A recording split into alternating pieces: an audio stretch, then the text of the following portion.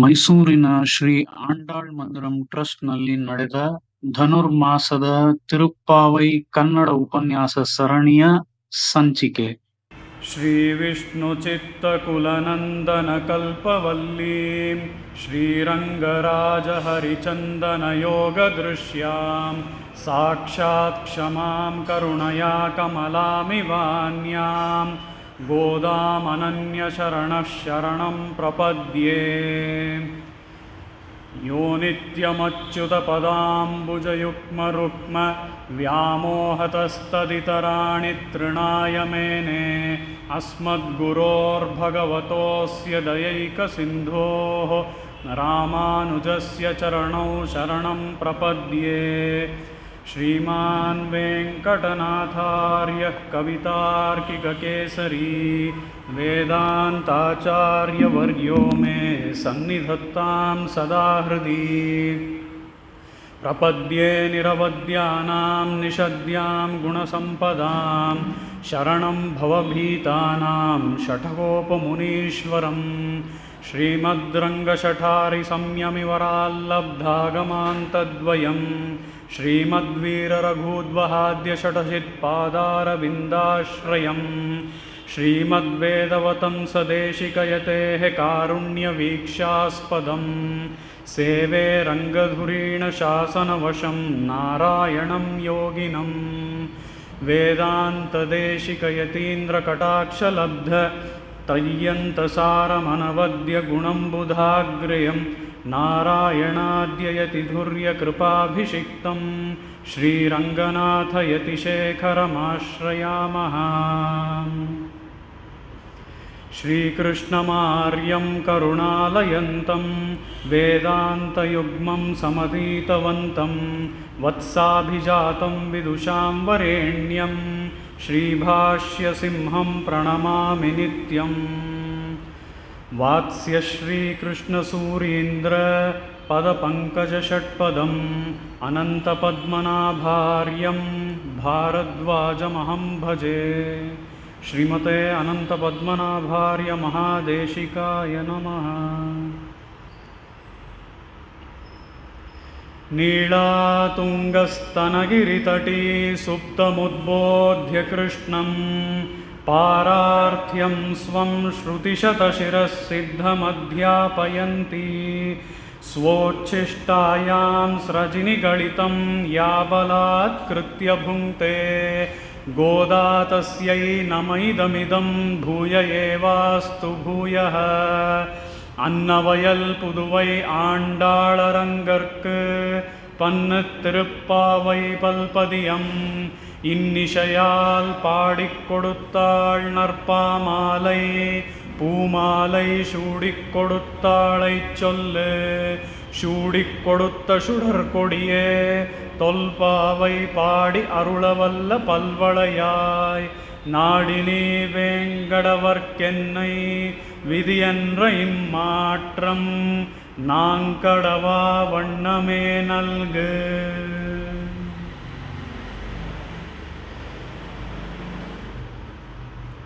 ஓங்கி உலகளந்த உத்தமன் பேர் பாடி நாங்கள் நம்பாவைக்கு சாற்றி நீராடினால் தீங்கின்றி நாடெல்லாம் திங்கள் மும்மாரி பெய்து ஓங்கு பெருஞ்சன்னல் ஊடு கயலுகள பூங்குவளை போதில் பொறிவண்டு கண்படுப்ப தேங்காதே புக்கிருந்து சீர்த்த முலை பற்றி வாங்க குடம் நிறைக்கும் வள்ளல் பெரும் பசுக்கள் நீங்காத செல்வம் நிறைந்தேலோರೆಂಪಾವಾಯ್. ಇವತ್ತಿನ ಉಪನ್ಯಾಸದ ಪಾಶುರ வையத்து வாழ்வீர்கள் நாமும் நம்பாவைக்கு செய்யும் கிரிசைகள் கேளீரோ பார்க்கடலுள் பைய துயின்ற பரமனடிப்பாடி நையுண்ணோம் பாலுண்ணோம் நாட்காலே நீராடி மையிட்டெழுதோம் மலரிட்டு நாம் முடியோம் செய்யாதன செய்யோம் தீக்குறளை சென்றோதோம் ஐயமும் பிச்சையும் ஆந்தனையும் கை காட்டி உய்யுமாறெண்ணி உகந்தேலோரெம்பாவாய். ಎಲ್ಲರಿಗೂ ನನ್ನ ನಮಸ್ಕಾರಗಳು.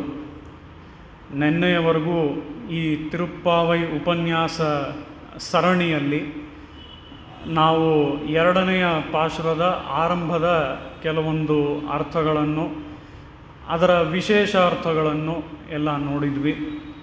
ಇವತ್ತು ಆ ಎರಡನೆಯ ಪಾಶುರದ ಅಂದರೆ ವೈಯತ್ತು வாழ்வீர்கள் ಅನ್ನುವಂತಹ ಆ ಎರಡನೆಯ ಪಾಶುರದ ಮತ್ತಷ್ಟು ವಿಶೇಷ ಅರ್ಥಗಳನ್ನು ತಿಳ್ಕೊಳ್ಳೋಣ. ನಾನು ಮೊದಲೇ ಹೇಳಿದ ಹಾಗೆ ಈ ತಿರುಪ್ಪಾವೈ ಅನ್ನುವಂಥದ್ದು ಆ ಗೋದಾದೇವಿಯ ರಚನೆ. ಆ ಗೋದಾದೇವಿಯ ರಚನೆಗೆ ಇವತ್ತಿಗೂ ಸಹ ನಮ್ಮ ಆಚಾರ್ಯರು ಬೇರೆ ಬೇರೆ ಅರ್ಥಗಳನ್ನು ಹುಡುಕಿ ವ್ಯಾಖ್ಯಾನ ಮಾಡಿ ನಮಗೆ ಕೊಡ್ತಾ ಇದ್ದಾರೆ. ಅದು ನಮ್ಮ ಜೀವನಕ್ಕೆ ಬೇರೆ ಬೇರೆ ರೀತಿಯಲ್ಲಿ ಉಪಯೋಗವಾಗ್ತಾ ಇದೆ. ಆದ್ದರಿಂದಲೇ ಆ ರಚನೆ ಎದ್ದು ನಿಲ್ಲುತ್ತೆ ಮೇಲೆ. ಬೇರೆ ಆಳ್ವಾರರ ರಚನೆಗಳಲ್ಲಿ ಈ ಗೋದಾದೇವಿಯ ರಚನೆ ಯಾವುದಕ್ಕಾಗಿ ಎದ್ದು ನಿಲ್ಲುತ್ತೆ ಅಂದರೆ ಈ ಕಾರಣಕ್ಕಾಗೇನೆ. ಆ ರೀತಿಯಲ್ಲಿ ಇವತ್ತು ಈ ತಿರುಪ್ಪಾವೈನ ಎರಡನೇ ಪಾಶುರವಾದ ವೈಯತ್ತು வாழ்வீர்கள் ಅನ್ನುವಂತಹ ಪಾಶುರವನ್ನು ನಿನ್ನೆ ಒಂದೆರಡು ಸಾಲುಗಳು ಈ ಪಾಶುರದ ಅರ್ಥಗಳನ್ನು ನೋಡಿದ್ವಿ. ಇವತ್ತು ಅದನ್ನು ಮುಂದುವರಿಸೋಣ. ನಿನ್ನೆ ನಾವು ನೋಡಿದಂಥ ವಿಷಯಗಳು ಏನು ಅಂತ ಅಂದರೆ, ಮೊದಲಿಗೆ ವೈಯತ್ತು வாழ்வீர்கள் ಅಂತ ಇಲ್ಲಿ ಗೋದಾದೇವಿ ನಮ್ಮನ್ನು ಯಾವುದಕ್ಕಾಗಿ ಕರೀತಾ ಇದ್ದಾಳೆ ಅಂತ ಅಂದರೆ, ಇಲ್ಲಿ ಮತ್ತೊಬ್ಬರನ್ನ ಅಡ್ರೆಸ್ ಮಾಡ್ತಾ ಇದ್ದಾಳೆ. ಅಂದರೆ ಈ ಭೂಮಿಯಲ್ಲಿ ಬಾಳುವವರೇ ಅಂತ ಹೇಳಿ ಇಲ್ಲಿ ನಮ್ಮನ್ನು ಅಡ್ರೆಸ್ ಮಾಡ್ತಾ ಇದ್ದಾಳೆ. ಆ ರೀತಿ ನಮ್ಮನ್ನು ಅಡ್ರೆಸ್ ಮಾಡಿ ಕರೆಯುವಂತಹ ಒಂದು ಕಾರಣ ಏನು ಅಂತ ನೋಡಿದ್ರೆ, ನಮ್ಮ ಎಲ್ಲರ ಬಗ್ಗೆ, ಅಂದರೆ ಇಂದಿನ ಕಾಲದಲ್ಲಿ ನಾವು ಬಾಳ್ತಾ ಇದ್ದೀವಲ್ವಾ, ನಮ್ಮೆಲ್ಲರ ಬಗ್ಗೆ ನಾವು ಇವತ್ತು ಹೇಗಿದ್ದೀವಿ ಅನ್ನೋದು ಅವತ್ತೇ ಗೋದಾದೇವಿಗೆ ಗೊತ್ತು. ಅಂದರೆ ನಾವು ಒಂದು ಕೆಲಸವನ್ನು ಮಾಡ್ತಾ ಇರ್ತೀವಿ, ಆ ಕೆಲಸದಲ್ಲೇ ನಮ್ಮ ಸಂಪೂರ್ಣ ಗಮನ ಇರುತ್ತಾ ಅಂದರೆ ಖಂಡಿತ ಇಲ್ಲ. ಬೇರೆ ಎಲ್ಲೆಲ್ಲೋ ನಮ್ಮ ಗಮನ ಹರಿಯುತ್ತೆ. ಆ ಒಂದು ಕೆಲಸದಲ್ಲೇ ನಮ್ಮ ಗಮನ ಇರಲ್ಲ. ಹೀಗೆ ನಮ್ಮ ಗಮನ ಅನ್ನೋದು ಆ ಕೆಲಸದಲ್ಲಿ ಇರೋದಿಲ್ಲ. ಆ ಗಮನದ ಕೊರತೆ ನಾವು ನೋಡ್ತಾ ಇರುವಂಥ ಕೆಲಸದಲ್ಲಿ ಇರುತ್ತೆ ಅನ್ನೋದು ಗೋದಾದೇವಿಗೆ ಅವತ್ತೇ ತಿಳಿದಿತ್ತು. ಅದಕ್ಕಾಗಿಯೇ ವೈಯತ್ತು வாழ்வீர்கள் ಅಂತ ಹೇಳಿ ಇಲ್ಲಿ ಹೇಳ್ತಾ ಇದ್ದಾಳೆ. ಅಂದರೆ ಈ ರೀತಿಯಾಗಿ ಭೂಮಿಯಲ್ಲಿ ಬಾಳುವವರೇ ಅಂತ ಕರೀದೇ ಹೋದರೆ ಇದು ಯಾರಿಗೋ ಅಂತ ನಾವು ಅಂದ್ಕೊಂಡ್ಬಿಡ್ತೀವಿ. ಇದು ಅಡ್ರೆಸ್ಸೇ ಮಾಡದೆ ಹೋದರೆ ಯಾರಿಗೋ ಈ ವಿಷಯಗಳು ಹೇಳಲ್ಪಡ್ತಾ ಇದೆ ಅಂತ ಅಂದ್ಕೊಂಡ್ಬಿಡ್ತೀವಿ ಅನ್ನೋ ಕಾರಣಕ್ಕೆ ಇಲ್ಲಿ ಅಡ್ರೆಸ್ ಮಾಡಿ, ಓ ಭೂಮಿಯಲ್ಲಿ ಬಾಳುವವರೇ, ನಿಮಗೋಸ್ಕರನೇ ಈ ವಿಷಯಗಳೆಲ್ಲ ಹೇಳ್ತಾ ಇರೋದು, ಕೇಳಿ ಅಂತ ಹೇಳಿ ಇಲ್ಲಿ ಗೋದಾದೇವಿ ಹೇಳ್ತಾ ಇದ್ದಾಳೆ. ಆ ರೀತಿಯಲ್ಲಿ ವೈಯತ್ತು வாழ்வீர்கள் ಅಂತ ಅಂದರೆ, ಓ ಭೂಮಿಯಲ್ಲಿ ಬಾಳುವವರೇ, ನಿಮಗಾಗಿಯೇ ಈ ವಿಷಯವನ್ನೆಲ್ಲ ಹೇಳ್ತಾ ಇರೋದು ಅನ್ನೋವಂಥದ್ದು ಮೇಲ್ನೋಟದ ಅರ್ಥವಾದರೆ, ಮತ್ತೊಂದು ಅರ್ಥ ಇಲ್ಲಿ ವೈಯತ್ತು வாழ்வீர்கள் ಅಂದರೆ, ವಯ್ಯಂ ಅಂದರೆ ಸಾಮಾನ್ಯವಾದ ಅರ್ಥ ಭೂಮಿ, ಈ ಭೂಮಿಯಲ್ಲಿ ಬಾಳುವವರು, ಅದು ಸಾಮಾನ್ಯವಾದ ಅರ್ಥ.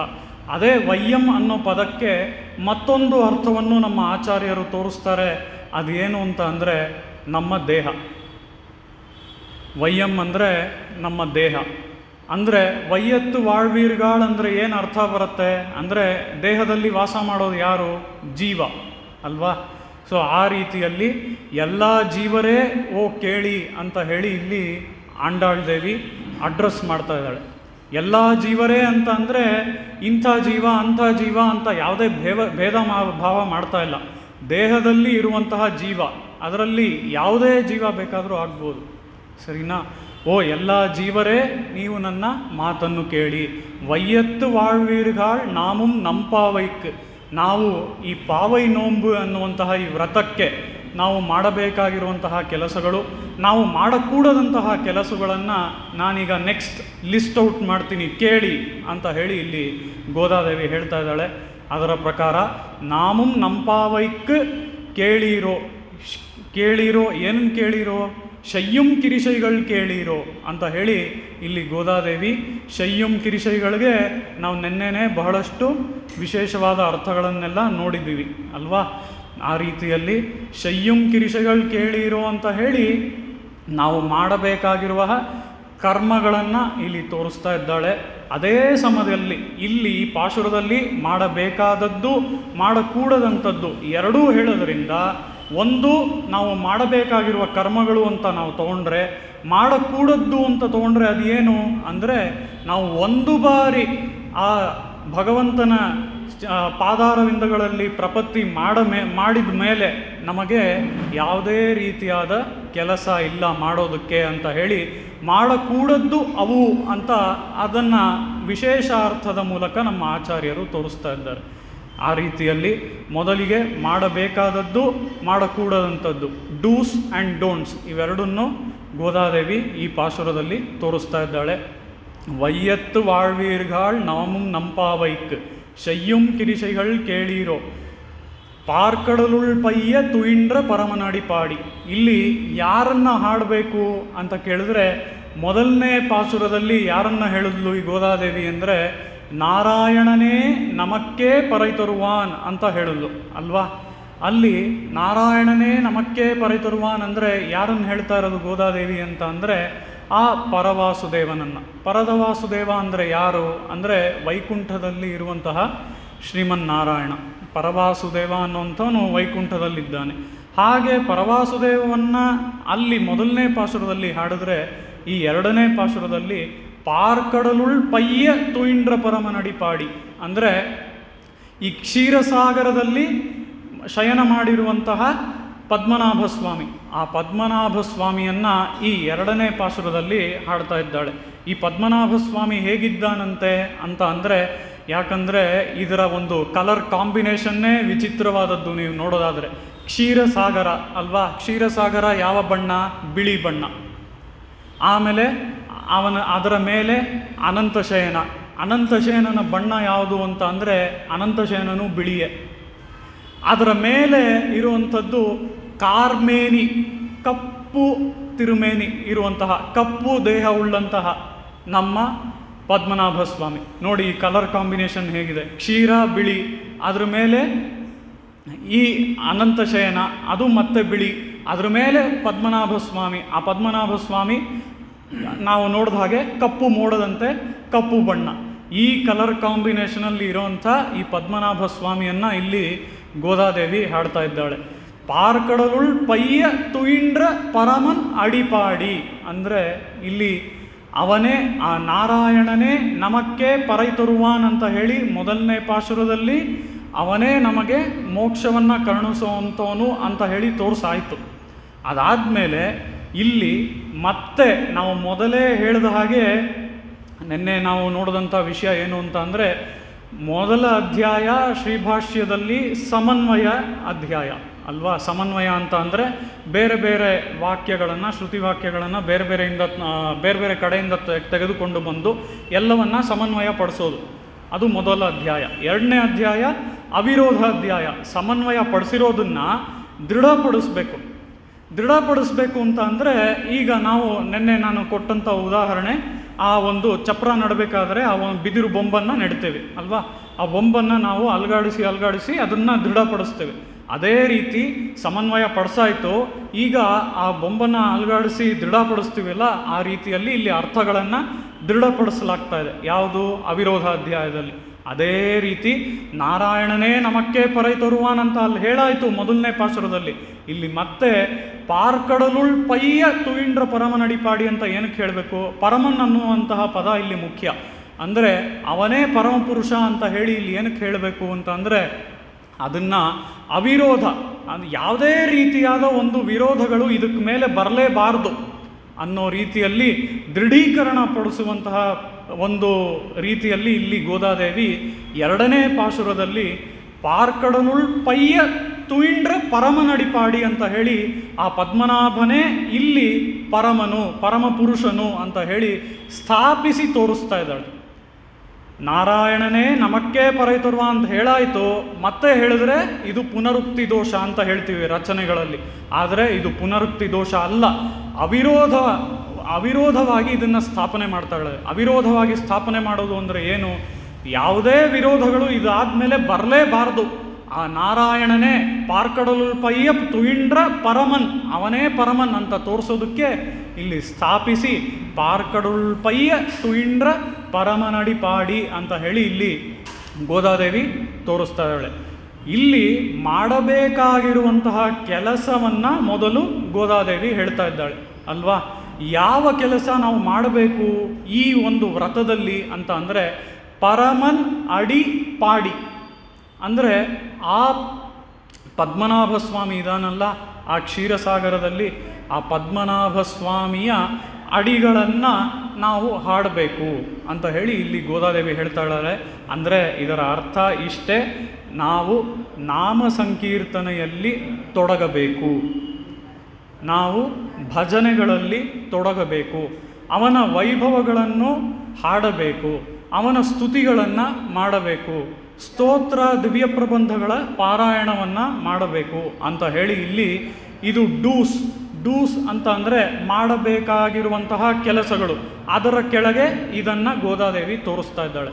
ನಾವು ಮಾಡಬೇಕಾಗಿರುವಂತಹ ಕೆಲಸಗಳು ಪರಮನ್ ಅಡಿ ಪಾಡಿ, ಅವನ ಅಡಿಗಳನ್ನು, ಅವನ ಪಾದಾರವಿಂದಗಳನ್ನು ಹಾಡಬೇಕು ಅಂತ ಹೇಳಿ ಇಲ್ಲಿ ಡೂಸಲ್ಲಿ ಗೋದಾದೇವಿ ಇದನ್ನು ತೋರಿಸ್ತಾ ಇದ್ದಾಳೆ.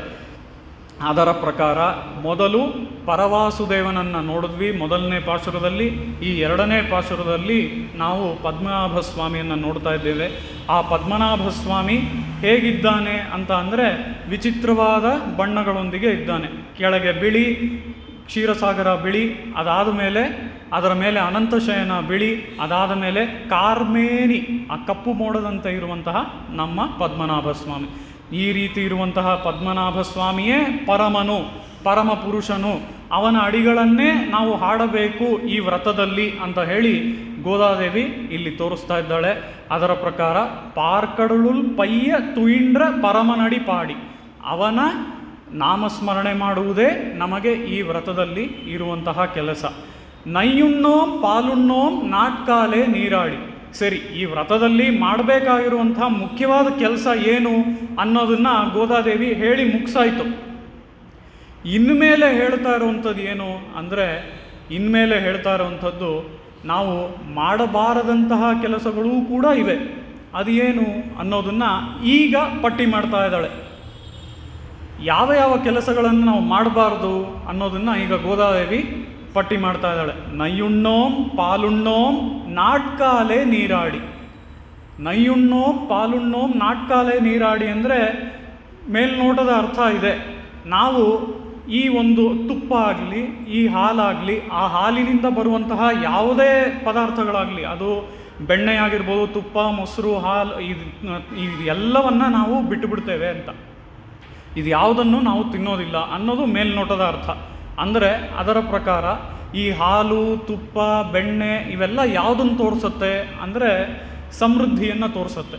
ಹೇಗೆ ಸಮೃದ್ಧಿಯನ್ನು ತೋರಿಸುತ್ತೆ ಅಂತಂದರೆ, ಸಮೃದ್ಧಿಯ ಬಗ್ಗೆ ಮುಂದಿನ ಪಾಶುರದಲ್ಲಿ ಗೋದಾದೇವಿ ಹಾಡ್ತಾಳೆ. ಅದರಲ್ಲೇ ನಮಗೆ ಗೊತ್ತಾಗುತ್ತೆ ಹೇಗೆ ಇದು ಸಮೃದ್ಧಿಯನ್ನು ತೋರಿಸುತ್ತೆ ಅಂತ ಹೇಳಿ. ಎಲ್ಲಿ ಗೋವುಗಳು ಹೆಚ್ಚು ಇರುತ್ತೋ ಆ ಗೋವುಗಳು ನಮಗೆ ಹಾಲನ್ನು ಕೊಡುತ್ತೋ ಇದೆಲ್ಲ ಸಮೃದ್ಧಿಯನ್ನು ತೋರಿಸುತ್ತೆ ಅಂತ ಹೇಳಿ, ಇದೇ ನಿಜವಾದ ಸಮೃದ್ಧಿ, ದೊಡ್ಡ ದೊಡ್ಡ ಕಟ್ಟಡಗಳು ಅವೆಲ್ಲ ನಿಜವಾದ ಸಮೃದ್ಧಿ ಅಲ್ಲ ಅಂತ ಹೇಳಿ ಮುಂದಿನ ಪಾಶುರದಲ್ಲಿ ಗೋದಾದೇವಿ ತೋರಿಸ್ತಾಳೆ. ಆ ರೀತಿಯಲ್ಲಿ ಸಮೃದ್ಧಿ ಅಂತ ಅಂದರೆ ಹೇಗೆ ಆ ಹೊಲದಲ್ಲಿ ಬೆಳೆಯುವಂತಹ ಉದ್ದುದ್ದವಾದಂತಹ ಬೆಳೆಗಳು, ಅದರೊಂದಿಗೆ ಈ ಹಸುಗಳು ಕೊಡುವಂತಹ ಹಾಲು, ಅದು ಹಾಲಿನಿಂದ ಬರುವಂತಹ ಬೆಣ್ಣೆ, ತುಪ್ಪ, ಮೊಸರು ಇವೆಲ್ಲವೂ ಕೂಡ ನಮಗೆ ಸಮೃದ್ಧಿಯ ಒಂದು ಸಂಕೇತ ಅಂತ ಹೇಳಿ ಗೋದಾದೇವಿ ಮುಂದಿನ ಪಾಶುರದಲ್ಲಿ ತೋರಿಸ್ತಾಳೆ. ಆದರೆ ಅದಕ್ಕೆ ಮುಂಚೆ ಇಲ್ಲಿ ಅದು ಸಮೃದ್ಧಿಯಾದ್ದರಿಂದ, ಅದು ಒಂದು ಲಕ್ಸುರಿ ಆದ್ದರಿಂದ ಗೋದಾದೇವಿ ಈ ವ್ರತವನ್ನು ನಾವು ಅನುಷ್ಠಾನ ಮಾಡ್ತಾ ಇದ್ದೀವಿ. ಈ ವ್ರತ ಯಾವುದಕ್ಕಾಗಿ? ಆ ಕೃಷ್ಣನನ್ನು ವರ್ಸೋದಕ್ಕಾಗಿ. ವ್ರತ ಅಂತ ಏನಾದರೂ ಒಂದು ಮಾಡಬೇಕಾದ್ರೆ ಅದಕ್ಕೆ ಅಂತ ನಿಯಮಗಳು ಏನಾದರೂ ಇರಬೇಕಲ್ಲ. ಆ ನಿಯಮಗಳಲ್ಲಿ ಇದು ಒಂದು ನಿಯಮ. ಅಂದರೆ ನಾವು ಈ ಸುಖ ಭೋಜ್ಯಗಳನ್ನು ನಾವು ಬಿಟ್ಬಿಡ್ತೀವಿ. ನೈಯುಣ್ಣೋಂ ಪಾಲುಣ್ಣೋಂ, ನಾವು ಹಾಲಾಗಲಿ, ಹಾಲಿನ ಪ್ರಾಡಕ್ಟ್ಸ್ ಆಗಲಿ ಯಾವುದನ್ನು ನಾವು ಬಳಸೋದಿಲ್ಲ ಅಂತ ಹೇಳಿ ಇಲ್ಲಿ ಗೋದಾದೇವಿ ಆ ಲಕ್ಸುರಿಯನ್ನು ನಾವು ಬಿಟ್ಬಿಡ್ತೇವೆ ಅಂತ ಹೇಳಿ ಇಲ್ಲಿ ತೋರಿಸ್ತಾ ಇದ್ದಾಳೆ. ನೈಯುಣ್ಣೋಂ ಪಾಲುಣ್ಣೋಂ ನಾಟ್ಕಾಲೆ ನೀರಾಡಿ. ನಾನು ಇದರ ಬಗ್ಗೆ ಹಿಂದಿನ ಪಾಶುರದಲ್ಲೇ ಹೇಳಿದ್ದೇನೆ. ಮಾರ್ಗಳ್ ತಿಂಗಳ್ ಮದಿ ನಿರೈಂದ ನನ್ನಾಳಾಲ್ ನೀರಾಡಪ್ಪೋದುವೀರ್ ಪೋದುಮಿನೋ ನೇರಿಯಳೀರ್. ಅಲ್ಲೇ ಬಂತ ಎರಡನೇ ಸಾಲಲ್ಲೇ ನೀರಾಡ ಪೋದುವೀರ್ ಪೋದುಮಿನೋ ನೇರಿಳಿ, ನಾಟ್ಕಾಲೆ ನೀರಾಡಿ. 2ನೇ ಪಾಶುರದಲ್ಲೂ ಮತ್ತೆ ಹೇಳ್ತಾ ಇದ್ದಾಳೆ ಈ ನೀರಾಟದ ಬಗ್ಗೆ.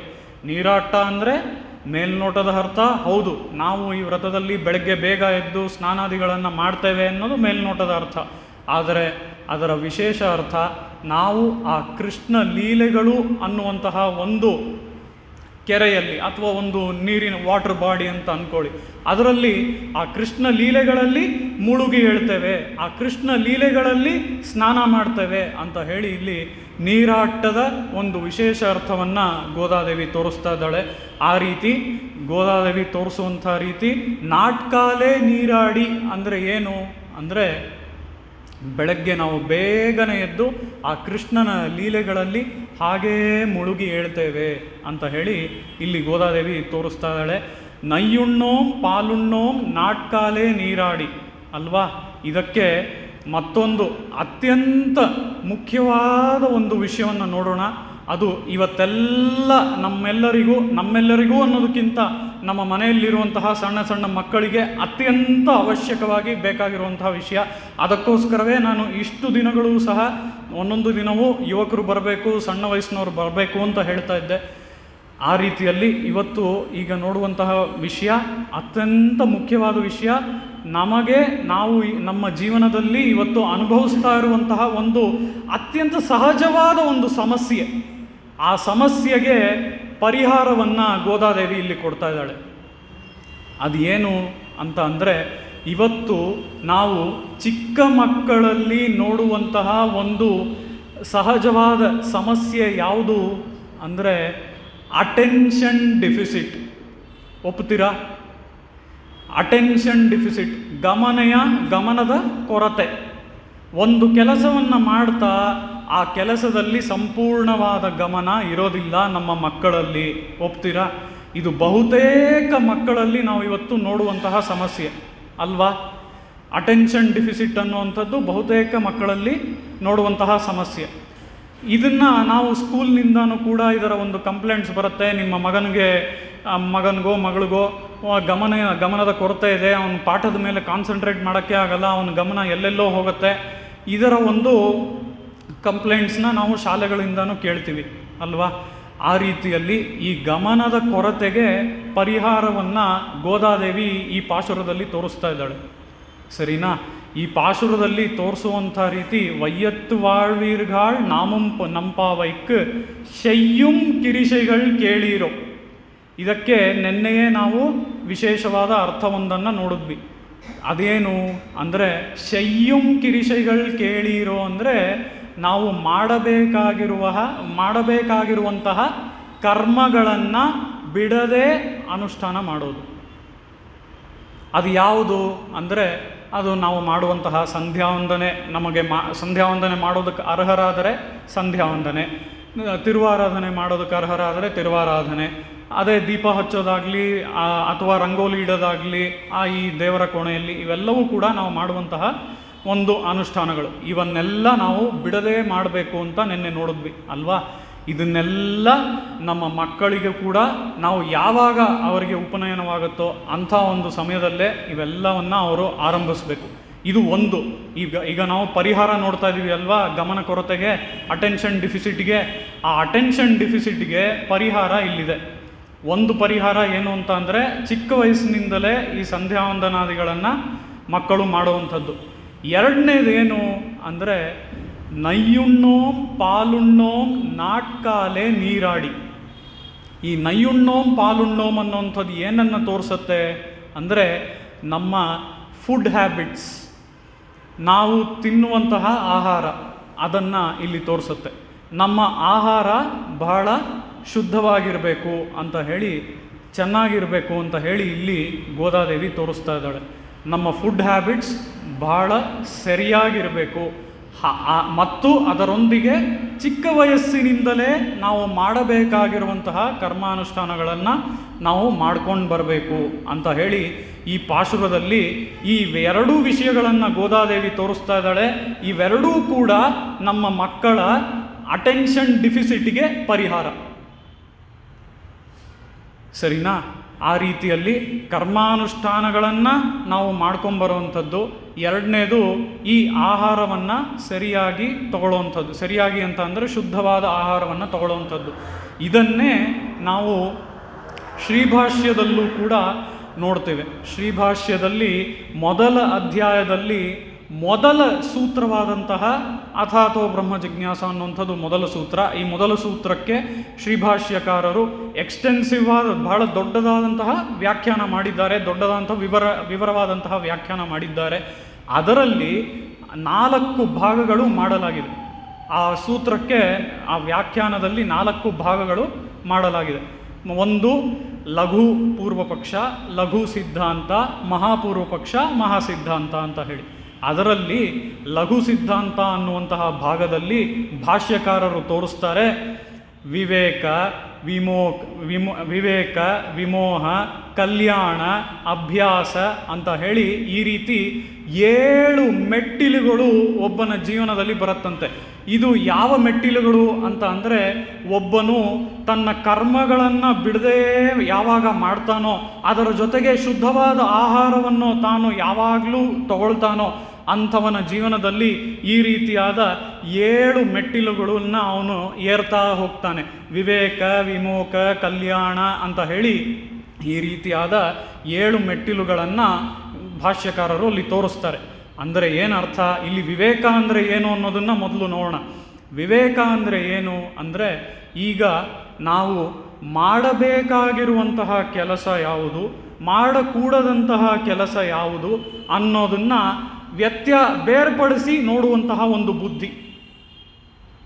ಮಾಡಬೇಕಾಗಿರುವಂತಹ ಕೆಲಸ ಯಾವುದು, ಮಾಡಕೂಡದಂಥದ್ದು ಯಾವುದು ಅನ್ನೋದನ್ನು ಬೇರ್ಪಡಿಸಿ ಮತ್ತೆ ಯಾವುದನ್ನು ಮಾಡಬೇಕೋ ಅದನ್ನು ನಾವು ಅದಕ್ಕೆ ಒಂದು ಶ್ರಮ ವಹಿಸಿ ಅದನ್ನು ಮಾಡಬೇಕು. ಅದೇ ವಿವೇಕ ಅಂತ ಹೇಳೋದು. ಈಗ ಮತ್ತೆ ನಾನು ನಿನ್ನೆ ಹೇಳಿದಂತಹ ಸ್ವಾಮಿ ದೇಶಿಕರ ಸಂಕಲ್ಪ ಸೂರ್ಯೋದಯದ ಒಳಗೆ ಹೋಗಿ ಬರ್ತೀನಿ. ಸಂಕಲ್ಪ ಸೂರ್ಯೋದಯದಲ್ಲೂ ಕೂಡ ಸ್ವಾಮಿ ದೇಶಿಕರು, ನಾನು ನೆನ್ನೆನೇ ಹೇಳಿದ ಹಾಗೆ, ಈ ನಾಟಕದಲ್ಲಿ ಎಲ್ಲ ನಮ್ಮ ಒಳಗಿರುವಂತಹ ಗುಣಗಳೇ ಪಾತ್ರಗಳು. ಆ ಪಾತ್ರಗಳಲ್ಲಿ ಒಂದು ಮುಖ್ಯವಾದ ಪಾತ್ರ ಯಾವುದು ಅಂತ ಅಂದರೆ ವಿವೇಕ. ಈ ವಿವೇಕ ಯಾರು ಅನ್ನೋದನ್ನು ನೋಡೋಣ ಇವತ್ತು. ಮೊದಲಿಗೆ ಈ ವಿವೇಕ ಯಾರು ಅಂತ ಅಂದರೆ, ಮೊದಲಿಗೆ ಜೀವ ಅನ್ನುವಂತಹ ಒಬ್ಬ ಪಾತ್ರ ಇರ್ತಾನೆ. ಆ ಜೀವ ಅನ್ನುವಂತಹ ಒಬ್ಬ ಪಾತ್ರನಿಗೆ ಅವನ ಹೆಂಡತಿ ಇರ್ತಾಳೆ ಒಬ್ಳು. ಆ ಹೆಂಡತಿ ಯಾರು ಅಂದರೆ, ಅವನೊಂದಿಗೆ ಯಾವಾಗಲೂ ಇರುವಂತಹ ಜ್ಞಾನ. ಜೀವ ಅನ್ನುವಂಥದ್ದು ಒಬ್ಬ ಪಾತ್ರ, ಒಬ್ಬ ಹೀರೋ, ಮೈನ್ ಕ್ಯಾರೆಕ್ಟರ್ ಅಂತ ಇಟ್ಕೊಂಡ್ರೆ, ಅವನ ಹೆಂಡತಿ ಜ್ಞಾನ. ಈ ಜೀವ ಮತ್ತು ಜ್ಞಾನಕ್ಕೆ ಮಕ್ಕಳು ಹುಟ್ಟುತ್ತಾರೆ. ಅವ್ರು ಯಾರು ಅಂತ ಅಂದರೆ, 2 ಪಾರ್ಟಿಗಳಾಗಿ ಮಕ್ಕಳು ಹುಡ್ತಾರೆ. ಒಂದು ಪಾರ್ಟಿಯಲ್ಲಿ ವಿವೇಕ ಮಹಾರಾಜ ಮತ್ತು ಅವನ ಸೇವಕರು, ಮತ್ತೊಂದು ಕಡೆ ಯಾರಿರ್ತಾರೆ ಅಂತ ಅಂದರೆ ಮಹಾಮೋಹ ಮತ್ತು ಅವನ ಮಂತ್ರಿಗಳು, ಸೇವಕರು ಎಲ್ಲ ಇರ್ತಾರೆ. ಇದು ಹೇಗಿದೆ, ಈ ಒಂದು ಪ್ಲಾಟ್ ನೋಡಿದ್ರೆ ನಮಗೆ ಹೇಗೆ ಅನಿಸುತ್ತೆ ಅಂದರೆ, ಮಹಾಭಾರತದಲ್ಲಿ ಪಾಂಡವರು ಕೌರವರನ್ನು ನೋಡಿದ ಹಾಗೇ ಆಗತ್ತಲ್ವ. ಒಂದು ಕಡೆ ಪಾಂಡವರು ಅಂದರೆ ವಿವೇಕ ಮಹಾರಾಜ ಮತ್ತು ಸೇವಕರು, ಮತ್ತೊಂದು ಕಡೆ ನಾವು ನೋಡೋ ಹಾಗೆ ಕೌರವರು, ಮಹಾಮೋಹ ಮತ್ತು ಸೇವಕರು. ಅದೇ ರೀತಿಯಲ್ಲಿ ಇಲ್ಲಿ ವಿವೇಕ ಮಹಾರಾಜ ಅನ್ನುವಂಥವನು ಮುಖ್ಯವಾದ ಪಾತ್ರ. ಈ ವಿವೇಕ ಮಹಾರಾಜ ಅನ್ನುವಂಥವ್ನು ಮುಖ್ಯವಾದ ಪಾತ್ರ. ವಿವೇಕ ಅಂದರೆ ಏನು ಅಂತ ಹೇಳಿದ್ರೆ, ಈಗ ತಾನೇ ನಾವು ವ್ಯತ್ಯಾಸ ಮಾಡಿ ಅಂದರೆ ಬೇರ್ಪಡಿಸಿ ನೋಡುವಂತಹ ಒಂದು ಬುದ್ಧಿ. ನಾವು ಯಾವುದನ್ನು ಮಾಡಬೇಕು, ಯಾವುದನ್ನು ಮಾಡಬಾರ್ದು ಅನ್ನುವಂತಹ ಒಂದು ಬುದ್ಧಿ. ಅದೇ ವಿಷಯಗಳನ್ನು ಇಲ್ಲಿ ಗೋದಾದೇವಿಯು ತೋರಿಸ್ತಾ ಇದ್ದಾಳಲ್ವ, ಡೂಸ್ ಆ್ಯಂಡ್ ಡೋಂಟ್ಸ್, ಯಾವುದನ್ನು ಮಾಡಬೇಕು, ಯಾವುದನ್ನು ಮಾಡಬಾರ್ದು. ಅದೇ ರೀತಿ ಈ ವಿವೇಕ ಅನ್ನುವಂಥದ್ದು ನಮಗೆ ಬಹಳ ಮುಖ್ಯ. ಆ ವಿವೇಕದೊಂದಿಗೆ, ಈಗ ವಿವೇಕ ನನಗೆ ಬಂದ್ಬಿಡ್ತು, ಯಾವ್ದು ಮಾಡಬೇಕು ಯಾವ್ದು ಮಾಡಬಾರ್ದು ಅನ್ನೋದು ನನಗೆ ಗೊತ್ತು. ಅದಕ್ಕೆ ನಾನು ಸುಮ್ಮನೆ ಕೂತ್ಕೊಂಡ್ಬಿಟ್ರೆ ಆಗೋಗುತ್ತಾ? ವಿವೇಕ ಬಂತು ಅಂತ ನಾನು ಸುಮ್ಮನೆ ಹಾಗೆ ಕೂತ್ಬಿಟ್ರೆ ಆಗತ್ತಾ? ಆಗಲ್ಲ. ನಾನು ಮುಂದೆ ಯಾವುದನ್ನು ಮಾಡಬೇಕು ಅನ್ನೋದು ನನಗೆ ಗೊತ್ತು. ಅದಕ್ಕೆ ನಾನು ಒಂದು ಶ್ರಮವನ್ನು ಹಾಕಿ ಆ ಕಾರ್ಯವನ್ನು ನಾನು ಆರಂಭ ಮಾಡಬೇಕು ಅಲ್ವಾ? ಆ ಶ್ರಮವನ್ನು ಏನು ಹಾಕ್ತೀವಿ, ನಮ್ಮ ಯತ್ನ ಏನಿದೆ, ಅದಕ್ಕೆ ವ್ಯವಸಾಯ ಅಂತ ಕರಿತೀವಿ. ಆ ವ್ಯವಸಾಯ ಅನ್ನುವಂಥವನು ಈ ವಿವೇಕ ಮಹಾರಾಜನ ಮಂತ್ರಿ. ಅಂದರೆ ರಾಜ ಮತ್ತು ಮಂತ್ರಿ ಹೇಗೆ ಕೆಲಸ ಮಾಡಬೇಕು ಅನ್ನೋದನ್ನು ಈ ನಾಟಕದಲ್ಲಿ ತೋರಿಸಿದ್ದಾರೆ ಸ್ವಾಮಿ ದೇಶಿಕರು. ರಾಜನಿಗೆ ಯಾವಾಗಲೂ ಸಪೋರ್ಟಿವ್ ಆಗಿ ಮಂತ್ರಿ, ಅದೇ ಸಮಯ ಮಂತ್ರಿ ರಾಜ ಇಬ್ಬರೂ ಒಂದೇ ದಿಕ್ಕಿನಲ್ಲಿ ಹೋಗ್ತಾ ಇರ್ತಾರೆ. ಅದು ಯಾವ ದಿಕ್ಕು? ಸಾತ್ವಿಕವಾದ ಒಂದು ದಿಕ್ಕಿನಲ್ಲಿ ಹೋಗ್ತಾ ಇರ್ತಾರೆ. ಆ ರೀತಿಯಲ್ಲಿ ವಿವೇಕ ಮಹಾರಾಜ ಮತ್ತು ಆ ವಿವೇಕ ಮಹಾರಾಜನೊಂದಿಗೆ ವ್ಯವಸಾಯ, ಇವರಿಬ್ಬರೂ ಇದ್ದರೇನೆ ನಾವು ಒಂದು ಕೆಲಸವನ್ನು ಅಂದರೆ ನಾವು ಮಾಡಬೇಕಾಗಿರುವಂಥ ಕೆಲಸವನ್ನು ನಾವು ಸರಿಯಾಗಿ ಮಾಡ್ಬೋದು. ಆ ರೀತಿಯಲ್ಲಿ ವಿವೇಕ ವ್ಯವಸಾಯ ಎರಡೂ ನಮಗೆ ಬಹಳ ಮುಖ್ಯ. ಈ ವಿಷಯಗಳನ್ನೆಲ್ಲ ನಾನು ಇವತ್ತು ಇಲ್ಲಿ ಯಾವುದಕ್ಕಾಗಿ ಹೇಳಿದೆ ಅಂತ ಅಂದರೆ, ನಾವು ಅಟೆನ್ಷನ್ ಡಿಫಿಸಿಟ್ ಬಗ್ಗೆ ಮಾತಾಡ್ತಾ ಇದ್ವಿ ಅಲ್ವಾ.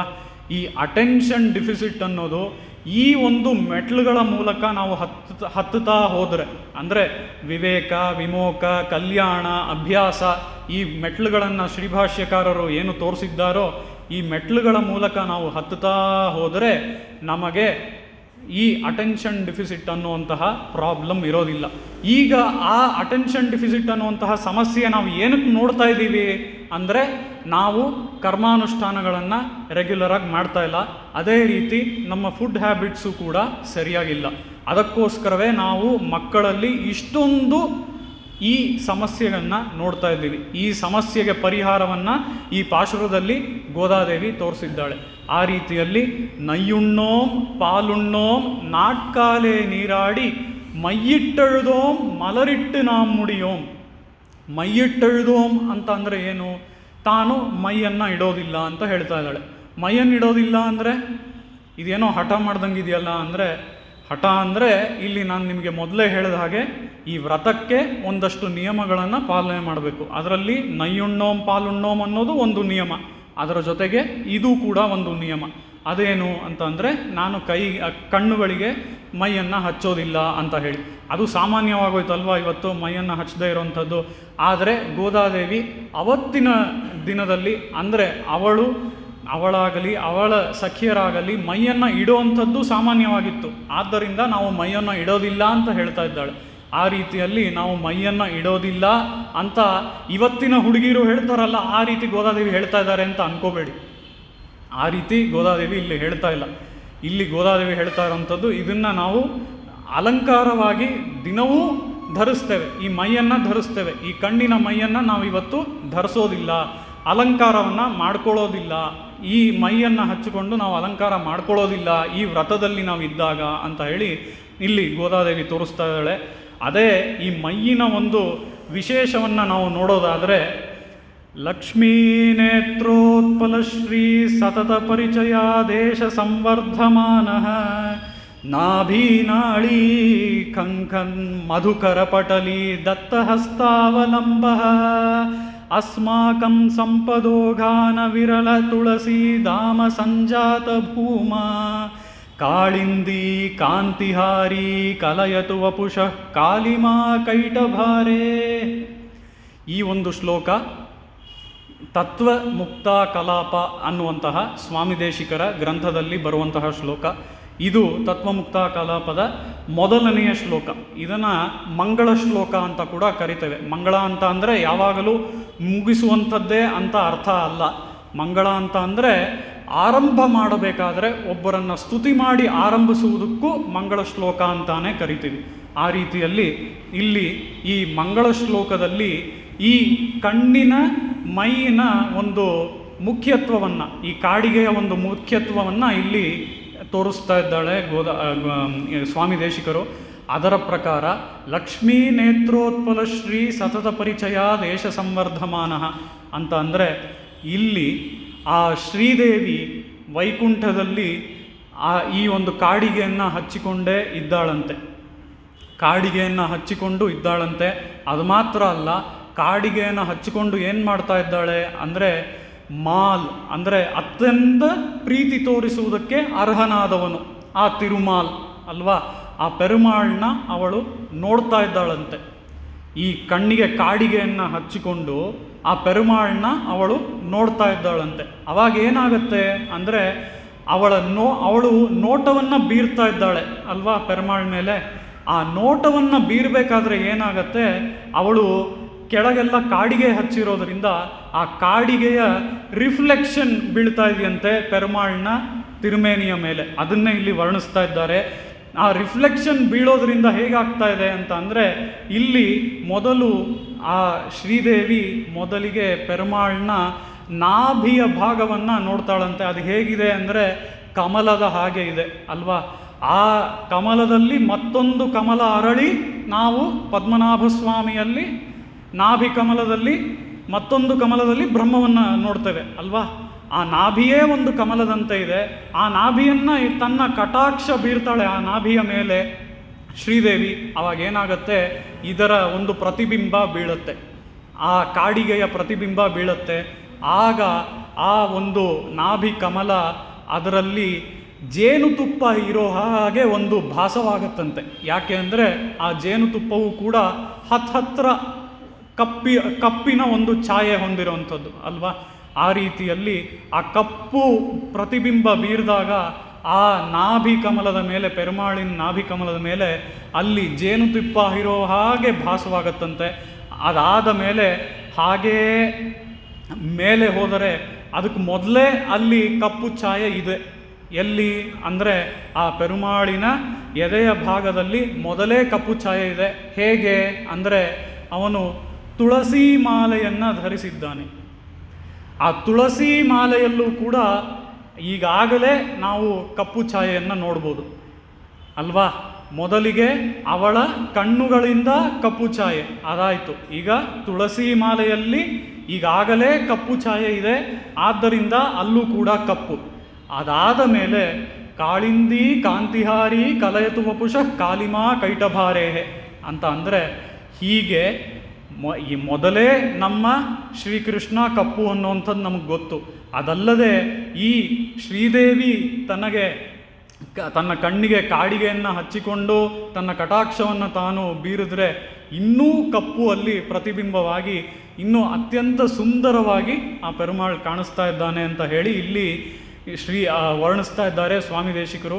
ಅದರ ಪ್ರಕಾರ ಇಲ್ಲಿ ಲಕ್ಷ್ಮೀ ನೇತ್ರೋತ್ಪಲ ಶ್ರೀಹಿ ಅಂತ ಅಂದರೆ, ಲಕ್ಷ್ಮಿ ತನ್ನ ಕಣ್ಣುಗಳಿಗೆ ಈ ಮೈಯನ್ನು ಹಚ್ಚಿಕೊಂಡು ಆ ಕಣ್ಣುಗಳನ್ನು ಅವಳು ಇನ್ನೂ ದೊಡ್ಡದಾಗಿ ಬಿಡ್ತಾಳಂತೆ. ಯಾವುದಕ್ಕಂದರೆ ಸಂತೋಷದಿಂದ ಇನ್ನೂ ಅಗಲ ಮಾಡಿ ಬಿಟ್ಟು ಆ ಕಣ್ಣುಗಳಿಂದ ಕಟಾಕ್ಷಿಸ್ತಾಳಂತೆ, ಪೆರುಮಾಳನ್ನು ನೋಡ್ತಾಳಂತೆ. ಯಾವುದಕ್ಕಂದರೆ ಆ ಪೆರುಮಾಳ್ ಬಂದು ಯಾರು, ಮಾಲ್, ಪ್ರೀತಿಗೆ ಅರ್ಹನಾದವನು. ಆ ರೀತಿಯಲ್ಲಿ ಆ ಆಶ್ಚರ್ಯದಿಂದ ಕಣ್ಣುಗಳನ್ನು ಬಿಟ್ಟು ಅದನ್ನು ಅಗಲ ಮಾಡಿಕೊಂಡು ಅದರಿಂದ ಅವಳು ತನ್ನ ನೋಟಗಳನ್ನು ಬೀರ್ತಾಳೆ.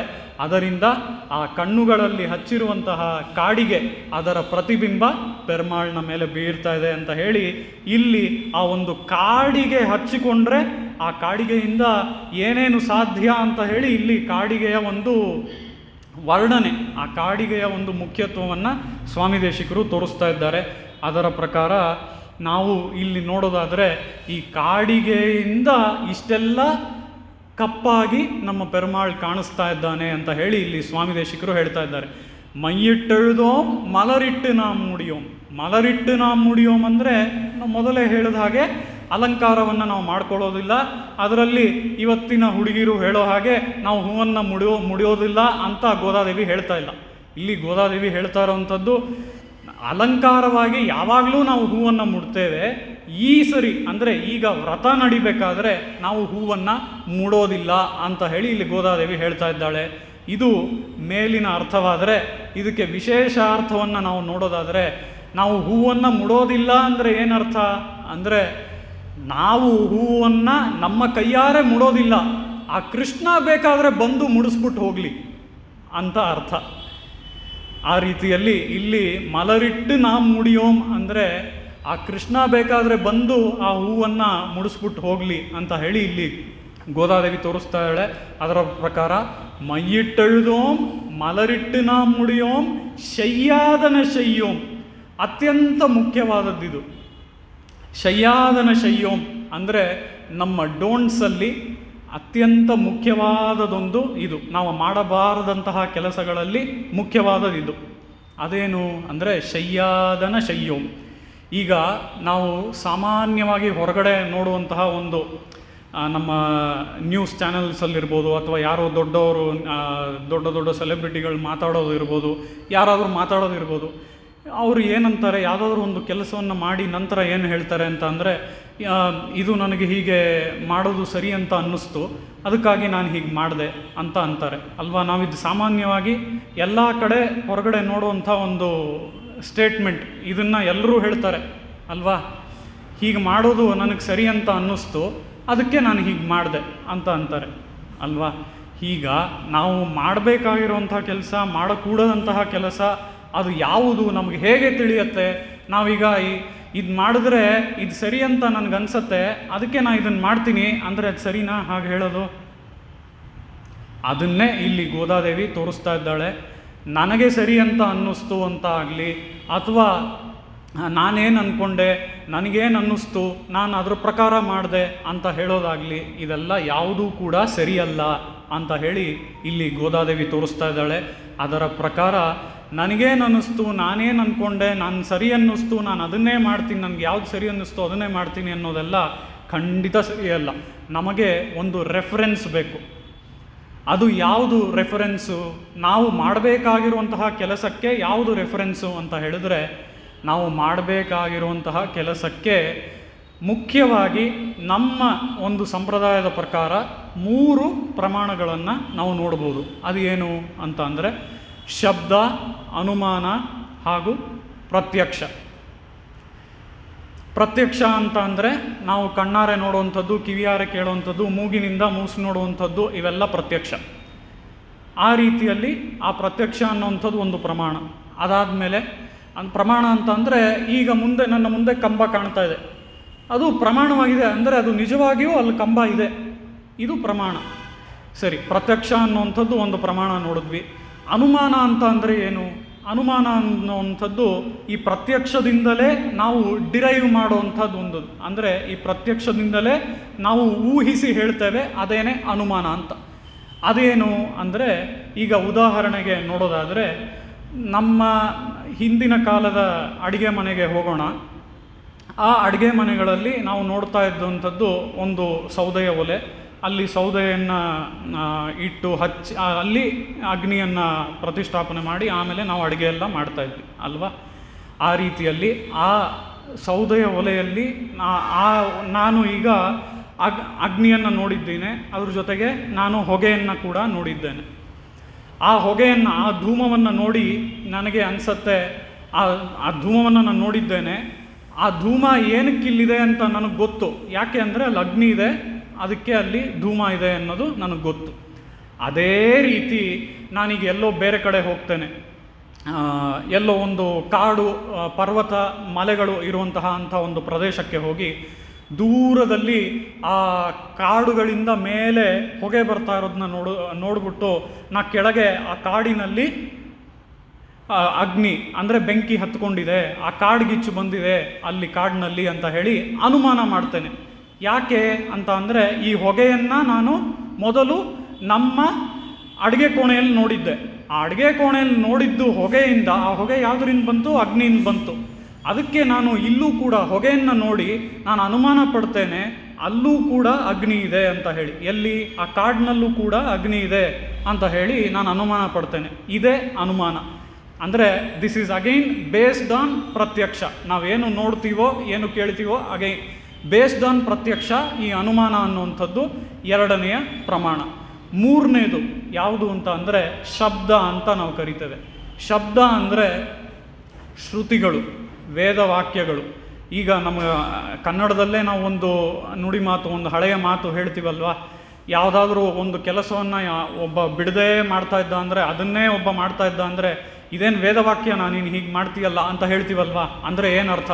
ವೇದವಾಕ್ಯ ಅಂದರೆ ನಾವು ಹಾಗೆ ಮಾಡಬೇಕು ಅಂತ ಅರ್ಥ.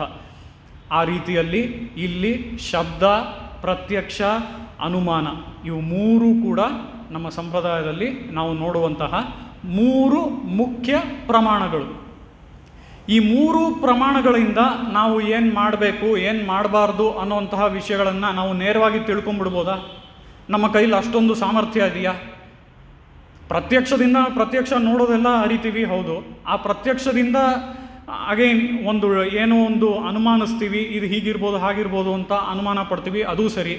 ಆದರೆ ಈ ಶಬ್ದದಿಂದ ನಾವು ಏನು ಮಾಡಬೇಕು ಅಂದರೆ ಶ್ರುತಿಗಳಿಂದ ನಾವು ಏನು ಮಾಡಬೇಕು ಏನು ಮಾಡಬಾರ್ದು ಅನ್ನುವಂತಹ ಒಂದು ಬೇರ್ಪಡಿಸಿ ನೋಡುವಂತಹ ಒಂದು ಬುದ್ಧಿ, ಅದನ್ನು ನೋಡಿ ತಿಳ್ಕೊಳ್ಳುವಂತಹ ಒಂದು ಅರಿವು ನಮ್ಮಲ್ಲಿದೆಯಾ? ಅಷ್ಟರ ಮಟ್ಟಿಗೆ ಸಾಮರ್ಥ್ಯ ಇದೆಯಾ ನಮ್ಮಲ್ಲಿ? ಖಂಡಿತ ಇಲ್ಲ. ಅದಕ್ಕಾಗಿಯೇ ಇಲ್ಲಿ ಸ್ವಾಮಿ ದೇಶಿಕರು ಕೂಡ ನಾವು ನೋಡಿದ್ರೆ ಈ ಅಭಯಪ್ರದಾನ ಸಾರ ಅನ್ನುವಂತಹ ಒಂದು ರಹಸ್ಯ ಗ್ರಂಥವನ್ನು ಕೊಟ್ಟಿದ್ದಾರೆ. ಆ ರಹಸ್ಯ ಗ್ರಂಥದಲ್ಲಿ 10 ಅಧಿಕಾರಗಳನ್ನು ನಾವು ನೋಡ್ತೇವೆ. ಆ 10 ಅಧಿಕಾರಗಳಲ್ಲಿ 7ನೇ ಅಧಿಕಾರಗಳಲ್ಲಿ ಸ್ವಾಮಿ ದೇಶಿಕರು ಒಂದು ಮಾತನ್ನು ಹೇಳ್ತಾರೆ. ನಮ್ಮ ಸಂಪ್ರದಾಯದಲ್ಲಿ ಈ ರೀತಿಯಾಗಿ ನಾವು ಶಬ್ದ, ಅನುಮಾನ, ಪ್ರತ್ಯಕ್ಷ ಅಂತ 3 ಪ್ರಮಾಣಗಳನ್ನು ನಾವು ಒಪ್ಪಿಕೊಂಡಿದ್ದರೂ ಸಹ ಇದರಿಂದ ನೇರವಾಗಿ ವಿಷಯಗಳನ್ನು ನಾವು ಪಡೆಯೋದಕ್ಕೆ ಸಾಧ್ಯವಿಲ್ಲದ ಕಾರಣ ನಾವು ದೊಡ್ಡವರು ಏನನ್ನ ಮಾಡಿ ಅನುಷ್ಠಾನ ಮಾಡಿ ಹೋಗಿದ್ದಾರೋ ಅದನ್ನೇ ಪಾಲಿಸ್ತೇವೆ, ಅದನ್ನೇ ಪ್ರಮಾಣವಾಗಿ ಇಟ್ಕೊಳ್ತೇವೆ ಅಂತ ಹೇಳಿ ಇಲ್ಲಿ ಸ್ವಾಮಿ ದೇಶಿಕರು ತೋರಿಸ್ತಾ ಇದ್ದಾರೆ. ಮತ್ತೊಂದು ವಿಷಯವನ್ನು ನಾನಿಲ್ಲಿ ತಿಳಿಸ್ಬೇಕು. ದೊಡ್ಡವರು ಅಂದರೆ ಯಾರು? ದೊಡ್ಡವರು ಅಂತ ಅಂದರೆ ವಯೋವೃದ್ಧಾ ಜ್ಞಾನವೃದ್ಧಾ ಅನ್ನುವಂತಹ ರೀತಿಯಲ್ಲಿ ವಯಸ್ಸಿನಲ್ಲೂ ದೊಡ್ಡವರು, ಜ್ಞಾನದಲ್ಲೂ ದೊಡ್ಡವರು. ಜ್ಞಾನದಲ್ಲಿ ದೊಡ್ಡವರು ಅಂತ ಅಂದರೆ ಇನ್ನೊಬ್ಬರ ಹತ್ತಿರ ಮತ್ತೊಬ್ಬರ ಹತ್ತಿರ ಹೋಗಿ ಅವರು ಕಾಲಕ್ಷೇಪಗಳನ್ನು ಮಾಡಿರಬೇಕು.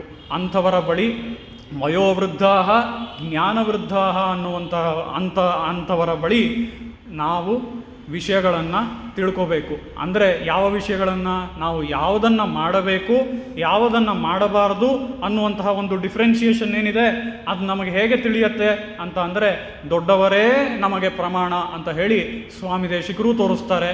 ಅದೇ ರೀತಿಯಲ್ಲಿ ಇಲ್ಲಿ ಗೋದಾದೇವಿಯು ಶಯ್ಯಾದನ ಶಯ್ಯೋಂ, ದೊಡ್ಡವರು ಮಾಡದೇ ಇರುವಂತಹ ಕೆಲಸವನ್ನು ನಾನು ಮಾಡುವುದಿಲ್ಲ ಅಂದರೆ ಏನರ್ಥ? ಮಾಡದೇ ಇರುವುದನ್ನು ಮಾಡೋದಿಲ್ಲ, ಅವರು ಮಾಡ್ತಾ ಇರೋವಂಥದ್ದನ್ನು ನಾ ಮಾಡೋದಿಲ್ಲ ಅನ್ನೋ ಅರ್ಥ ಅಲ್ಲ. ಮಾಡ್ತಾ ಇರೋವಂಥದ್ದನ್ನು ನಾ ಮಾಡ್ತೀನಿ, ಮಾಡದೇ ಇರೋವಂಥದ್ದನ್ನು ನಾ ಮಾಡಲ್ಲ, ಅದನ್ನು ನಾನು ಹಾಗೆ ಫಾಲೋ ಮಾಡ್ತೀನಿ ಅಂತ ಹೇಳಿ ಇಲ್ಲಿ ಗೋದಾದೇವಿ ಶಯ್ಯಾದನ ಶಯ್ಯೋಂ, ನಾವು ಮಾಡುವಂತಹ ಕೆಲಸಕ್ಕೆ ಯಾರು ನಮಗೆ ಪ್ರಮಾಣ, ಏನು ನಮಗೆ ಪ್ರಮಾಣ ಅನ್ನೋದಕ್ಕೆ ಆ ದೊಡ್ಡವರು ಏನನ್ನು ಮಾಡಿ ಹೋಗಿದ್ದಾರೋ ಅದೇ ಪ್ರಮಾಣ, ಅದನ್ನು ನಾವು ಹಾಗೆ ಅನುಷ್ಠಾನ ಮಾಡ್ತೇವೆ ಅಂತ ಹೇಳಿ ಇಲ್ಲಿ ಗೋದಾದೇವಿ ಶಯ್ಯಾದನ ಶಯ್ಯೋಂ ಅಂತ ಹೇಳಿ ತೋರಿಸ್ತಾ ಇದ್ದಾಳೆ. ಇದಕ್ಕೆ ಮುಂದಿನದು ಅತ್ಯಂತ ಮುಖ್ಯವಾದದ್ದು ಅದು ಏನಂತ ಅಂದರೆ ತೀಕ್ಕುರಳೈ ಶೆಂಡ್ರೋದೋಮ್. ತೀಕ್ಕುರಳೈ ಶೆಂಡ್ರೋದೋಮ್ ಅಂದರೆ ಏನು? ನಾವು ಗಾಸಿಪ್ಸ್, ನೆಗೆಟಿವಿಟಿ ಇದು ಯಾವುದರಲ್ಲೂ ಇನ್ವಾಲ್ವ್ ಆಗಲ್ಲ ಅಂತ ಹೇಳಿ ಇಲ್ಲಿ ಗೋದಾದೇವಿ ತೋರಿಸ್ತಾಳೆ. ಇದು ಅತ್ಯಂತ ಮುಖ್ಯವಾದದ್ದು. ಈಗ ಇದಕ್ಕೆ ಒಂದು ಉದಾಹರಣೆ ನೋಡೋದಾದರೆ, ಇವತ್ತು ನಮ್ಮ ಒಂದು ಸೋಷಿಯಲ್ ಮೀಡಿಯಾ, ನಮ್ಮ ಯೂಟ್ಯೂಬ್ ಯಾವುದನ್ನೇ ತೆಗೆದ್ರು ಯಾವ ಒಂದು ಪೋಸ್ಟ್ ಜಾಸ್ತಿ ಹೋಗುತ್ತೆ, ಜಾಸ್ತಿ ಜನ ನೋಡ್ತಾರೆ ಅಂತ ಅಂದರೆ ಯಾವುದೋ ಒಂದು ಆ್ಯಂಗಲಲ್ಲಿ ನೆಗೆಟಿವ್ ಆಗಿ ಏನಾದರೂ ಪೋರ್ಟ್ರೇ ಮಾಡಿದ್ರೆ, ಅದರ ಒಂದು ಆ ರೀತಿ ಯಾವುದನ್ನಾದರೂ ಒಂದು ಪೋರ್ಟ್ರೇ ಮಾಡಿದ್ರೆ ಅದನ್ನು ಜನ ತುಂಬ ನೋಡ್ತಾರೆ, ಅದನ್ನು ಜನ ತುಂಬ ಇಷ್ಟಪಡ್ತಾರೆ. ನೀವು ನೋಡ್ಬೋದು ಇವತ್ತೂ ಕೂಡ ತೆಗೆದು ನೋಡಿದ್ರೆ ಯಾವುದನ್ನು ನಾವು ನೆಗೆಟಿವ್ ಆಗಿ ಪೋರ್ಟ್ರೇ ಮಾಡ್ತೀವೋ ಸ್ವಲ್ಪ, ಅಥವಾ ಇಲ್ಲದೇ ಇರೋವಂಥ ವಿಷಯವನ್ನು, ಯಾವುದೋ ಸಣ್ಣ ವಿಷಯವನ್ನು ದೊಡ್ಡದಾಗಿ ಸೆನ್ಸೇಷನಲ್ ಆಗಿ ಮಾಡಿ ಅದನ್ನು ಆ ರೀತಿ ನಾವು ತೋರಿಸಿದ್ರೆ ಅಂಥ ವಿಷಯವನ್ನು ಜನ ತುಂಬ ನೋಡ್ತಾರೆ, ಇಷ್ಟಪಡ್ತಾರೆ ಅಲ್ವಾ? ಅದನ್ನು ನಾವು ಇವತ್ತು ನೋಡ್ತಾ ಇದ್ವಿ. ಅದನ್ನೇ ಇಲ್ಲಿ ಗೋದಾದೇವಿ ಹೇಳ್ತಾ ಇದ್ದಾಳೆ, ಇದನ್ನು ನಾವು ಮೊದಲಿಗೆ ಬದಲಾಯಿಸ್ಕೋಬೇಕು. ಆ ರೀತಿಯಾಗಿ ನಾವು ಇವತ್ತು ನೋಡೋ ಹಾಗೆ ನೆಗೆಟಿವಿಟಿಲೇ ನಮ್ಮ ಬುದ್ಧಿ ಹೋಗುತ್ತೆ. ಯಾವುದು ಸಣ್ಣದನ್ನು ನಾವು ಸೆನ್ಸೇಷನಲ್ಲಾಗಿ ಮಾಡ್ತೀವೋ ಅದರಲ್ಲೇ ನಮ್ಮ ಬುದ್ಧಿ ಹೋಗುತ್ತೆ. ಹಾಗೆಲ್ಲ ಇಲ್ಲದೆ ನಾವು ತೀಕ್ಕುರಳೈ ಶಂಡ್ರೋದೋಮ್, ಮತ್ತೊಬ್ಬರ ಬಗ್ಗೆ ಗಾಸಿಪ್ಸ್ ಆಗಲಿ, ಮತ್ತೊಬ್ಬರ ಬಗ್ಗೆ ನಾನು ಹಿಂದೆ ಇದ್ದುಕೊಂಡು ಮಾತನಾಡೋದಾಗಲಿ, ಅವರ ಬಗ್ಗೆ ಕೆಟ್ಟದಾಗಿ ಮಾತನಾಡೋದಾಗಲಿ, ಇದನ್ನೆಲ್ಲ ನಾನು ಮಾಡೋದಿಲ್ಲ. ಈ ವ್ರತದ ಸಮಯದಲ್ಲಿ ನಾನು ಮಾಡೋದಿಲ್ಲ ಅಂತ ಹೇಳ್ತಾಳೆ. ಹಾಗಂದರೆ ಈ ವ್ರತದ ಸಮಯ ಈ ಒಂದು ತಿಂಗಳು, ಅದಾದಮೇಲೆ ಮಾಡ್ಬೋದಾ ಅಂದರೆ ಇಲ್ಲ. ಇಲ್ಲಿ ವ್ರತದ ಸಮಯದಲ್ಲಿ ಮಾಡೋದಿಲ್ಲ ಅಂದರೆ ಯಾವಾಗಲೂ ಮಾಡೋದಿಲ್ಲ ಅಂತ ಅರ್ಥ. ಯಾಕೆ ಅಂತ ಅಂದರೆ ಇದನ್ನೇ ನಾವು ರಾಮಾಯಣದ ಒಂದು ಕಥೆಯಲ್ಲಿ ನೋಡೋದಾದರೆ, ರಾಮಾಯಣದಲ್ಲಿ ದಂಡಕಾರಣ್ಯದಲ್ಲಿ ಬಹಳಷ್ಟು ಋಷಿಗಳು ಬಂದು ಶ್ರೀರಾಮನ ಬಳಿ ಶರಣಾಗತಿ ಮಾಡ್ತಾರೆ. ಯಾಕೆ ಅಂದರೆ ಶ್ರೀರಾಮನ ಬಳಿ ಬಂದು ಶರಣಾಗತಿ ಮಾಡ್ತಾರೆ, ನಮ್ಮನ್ನೆಲ್ಲ ರಕ್ಷಿಸು ಅಂತ ಕೇಳ್ತಾರೆ. ಅವರ ಒಂದು ಸ್ಥಿತಿ ಹೇಗಿರುತ್ತೆ ಆ ಸಮಯದಲ್ಲಿ ಅಂತ ಅಂದರೆ, ನಾವು ನೋಡಿದ್ರೆ ಒಬ್ಬರಿಗೆ ಆ ಋಷಿಗಳಲ್ಲಿ ಒಬ್ಬರಿಗೆ ಕೈ ಇಲ್ಲ, ಇನ್ನೊಬ್ಬರಿಗೆ ಕಾಲಿಲ್ಲ, ಇನ್ನೊಬ್ಬರಿಗೆ ಕಿವಿ ಇಲ್ಲ, ಇನ್ನೊಬ್ಬರಿಗೆ ಮೂಗಿಲ್ಲ. ಈ ರೀತಿ ಒಬ್ಬೊಬ್ಬರು ಅಂಗವಿಕಲರಾಗಿರ್ತಾರೆ ಆ ಋಷಿಗಳು. ಯಾವುದಕ್ಕಾಗಿ ಹೀಗಿರ್ತಾರೆ ಅಂತ ಅಂದರೆ, ಆ ರಾಕ್ಷಸರ ಕಾಟ ಅಷ್ಟು ಅಲ್ಲಿ ಆ ಕಾಡಿನಲ್ಲಿ ಅಷ್ಟು ರಾಕ್ಷಸರ ಕಾಟ ಇರುತ್ತೆ.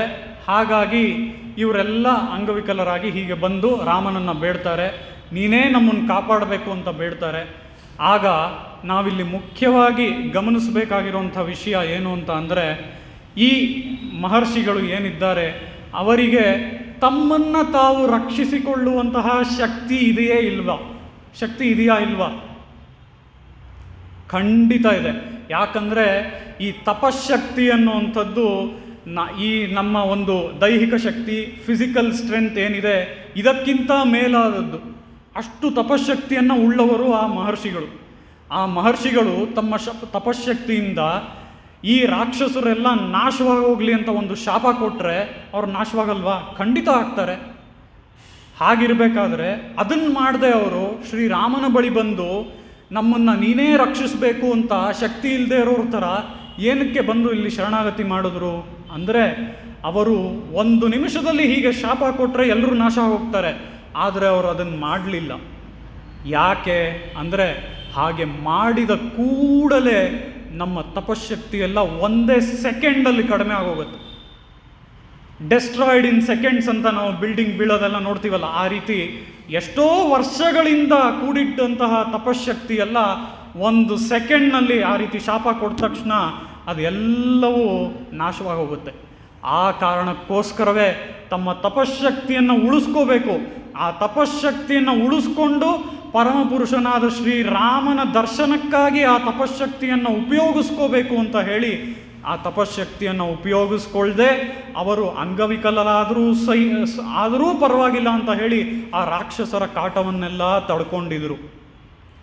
ಅದೇ ರೀತಿ ಇಲ್ಲೂ ಸಹ ನಾವು ತೀಕ್ಕುರುಳೈ ಶಂಡ್ರೋದೋಮ್ ಅಂದರೆ ಏನು? ನಾವು ಈ ರೀತಿ ಇನ್ನೊಬ್ಬರ ಬಗ್ಗೆ ನಾವು ಹಿಂದೆ ಮಾತನಾಡೋದಾಗಲಿ, ಅವರ ಬಗ್ಗೆ ಕೆಟ್ಟದಾಗಿ ಮಾತನಾಡೋದಾಗಲಿ, ಇದರಿಂದ ನಮಗಾಗ್ತಾ ಇರೋದು ಏನು ಅಂತ ಅಂದರೆ, ನಾವು ಎಷ್ಟೋ ಕರ್ಮಾನುಷ್ಠಾನಗಳನ್ನೆಲ್ಲ ಡೈಲಿ ಪ್ರತಿದಿನ ಹೇಳಿರೋ ಹಾಗೆ ಸಂಧ್ಯಾವನ್ನೇ ಎಲ್ಲ ಮಾಡ್ಕೊಂಬಂದರೂ ಸಹ ನಮಗೆ ತಪಶಕ್ತಿ ಎಲ್ಲ ಆ ಮಹರ್ಷಿಗಳ ಮಟ್ಟಕ್ಕೆ ಇಲ್ಲದೆ ಹೋದರೂ ಯಾವುದೋ ಒಂದು ಮಟ್ಟಕ್ಕೆ ಬಂದಿದ್ರೂ ಸಹ ನಾವು ಹೀಗೆ ಇನ್ನೊಬ್ಬರ ಬಗ್ಗೆ ಮಾತನಾಡೋದ್ರಿಂದಲೇ ಆ ತಪಶಕ್ತಿ ಎಲ್ಲ ಡೆಸ್ಟ್ರಾಯ್ಡ್ ಇನ್ ಸೆಕೆಂಡ್ಸ್ ಅನ್ನೋ ರೀತಿ ಎಲ್ಲ ಹೊಟ್ಟೋಗುತ್ತೆ. ಸೊ ಮುಖ್ಯವಾಗಿ ಇಲ್ಲಿ ಗಮನಿಸಬೇಕಾಗಿರೋದು ಈ ಗಾಸಿಪ್ಸ್ ಮತ್ತು ಈ ನೆಗೆಟಿವಿಟಿ, ಇದರಲ್ಲೆಲ್ಲ ನಮ್ಮ ಬುದ್ಧಿ ಹೋಗಬಾರ್ದು ಅಂತ ಹೇಳಿ ಇಲ್ಲಿ ಗೋದಾದೇವಿ ತೋರಿಸ್ತಾ ಇದ್ದಾಳೆ. ತೀಕ್ಕುರಳೈ ಶಂಡ್ರೋದೋಮ್ ಅಂತ ಹೇಳಿ ಗೋದಾದೇವಿ ಇದರಲ್ಲಿ ನಮ್ಮ ಬುದ್ಧಿ ಹೋಗಬಾರ್ದು ಅಂತ ಹೇಳಿ ಖಡಾಖಂಡಿತವಾಗಿ ತೋರಿಸ್ತಾ ಇದ್ದಾಳೆ.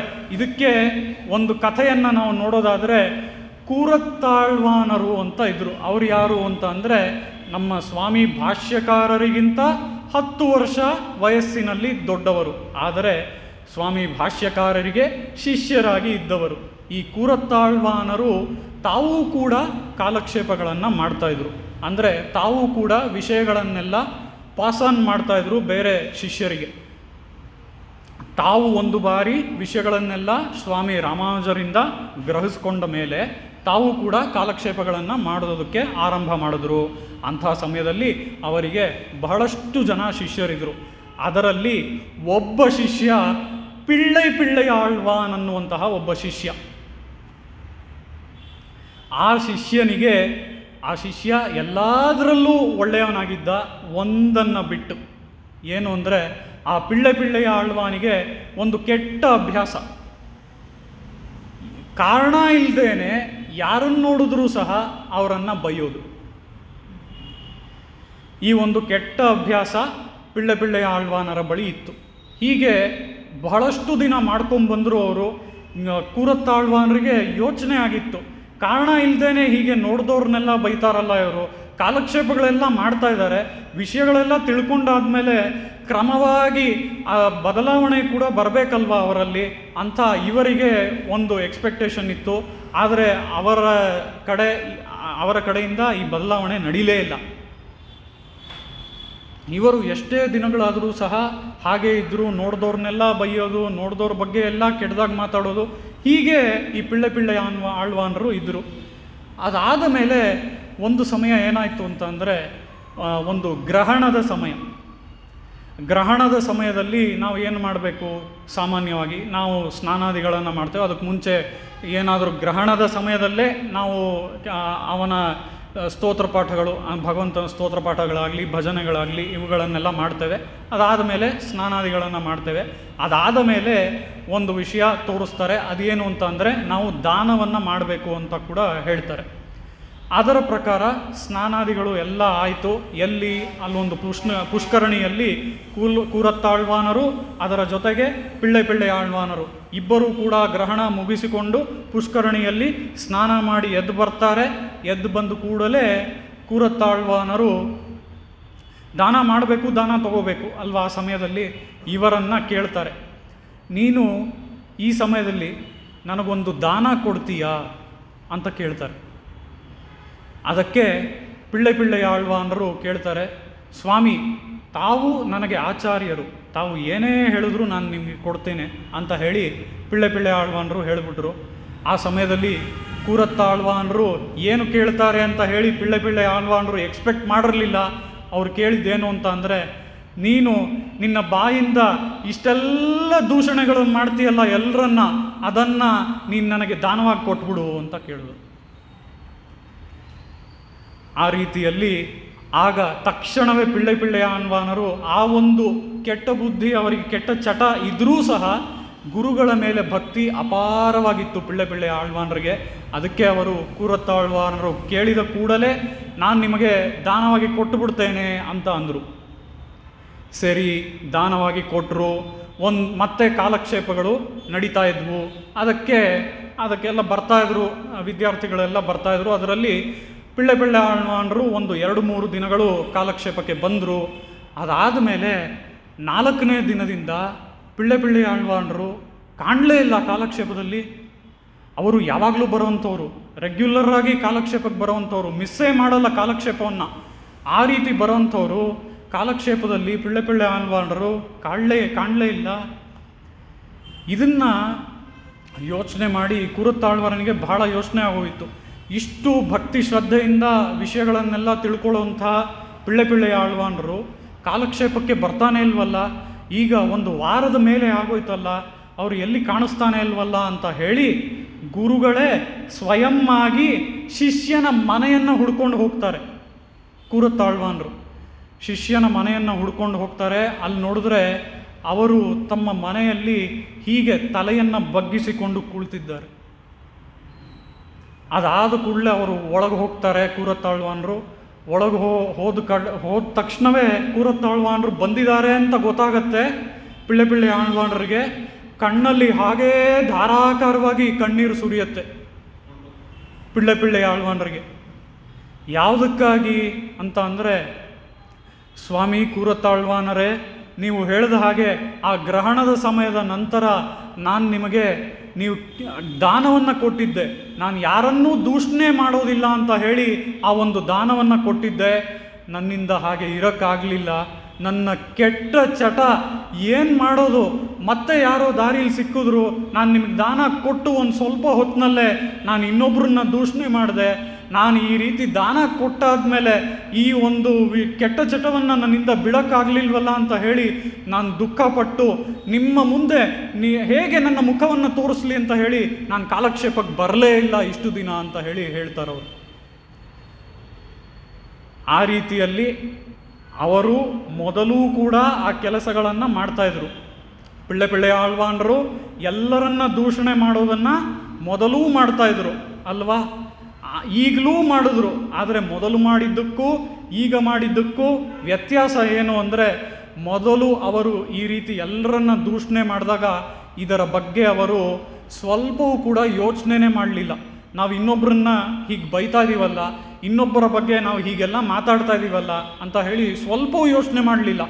ಆದರೆ ಒಂದು ಬಾರಿ ಯಾವಾಗ ಗುರುಗಳಿಗೆ ದಾನವಾಗಿ ಇದನ್ನು ನೀಡಿದ್ರೋ, ಅದಾದ ಮೇಲೆ ಒಬ್ಬರಿಗೆ ಬೈದ ಮೇಲೆ ಅವರು ಯೋಚನೆ ಮಾಡ್ತಾರೆ, ನಾನಿದು ಮಾಡಿದ್ದು ಸರಿಯಲ್ವಲ್ಲ ಅಂತ ಹೇಳಿ ಅವರಿಗೆ ಯೋಚನೆ ಬರುತ್ತೆ. ಇದೇ ಒಬ್ಬ ಬದಲಾಗೋದಕ್ಕೆ ಸಿಂಪ್ಟಮ್ಸ್, ಇದೇ ಒಬ್ಬ ಬದಲಾಗೋದಕ್ಕೆ ಕಾಣುವಂತಹ ಸೂಚನೆಗಳು.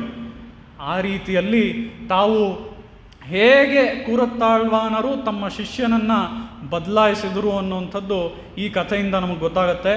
ಆ ರೀತಿಯಲ್ಲಿ ತೀಕ್ಕುರಳೈ ಶಂಡ್ರೋದೋಂ, ನಮಗೆ ನಾವು ಈ ಒಂದು ಕೆಲಸವನ್ನು ಮಾಡಿದ್ರೆ ಅಲ್ಪ ಸ್ವಲ್ಪ, ಇವತ್ತು ಕಲಿಯುಗದಲ್ಲಿ ನಾವು ಇರುವಂಥ ಒಂದು ಸ್ಥಿತಿಯಲ್ಲಿ ನಾವು ಮಾಡುವಂಥ ಕರ್ಮಾನುಷ್ಠಾನಗಳಲ್ಲಿ ನಮಗೆ ಬರುವಂತಹ ತಪಸ್ಸು ಬಹಳ ಅಲ್ಪವಾದದ್ದು.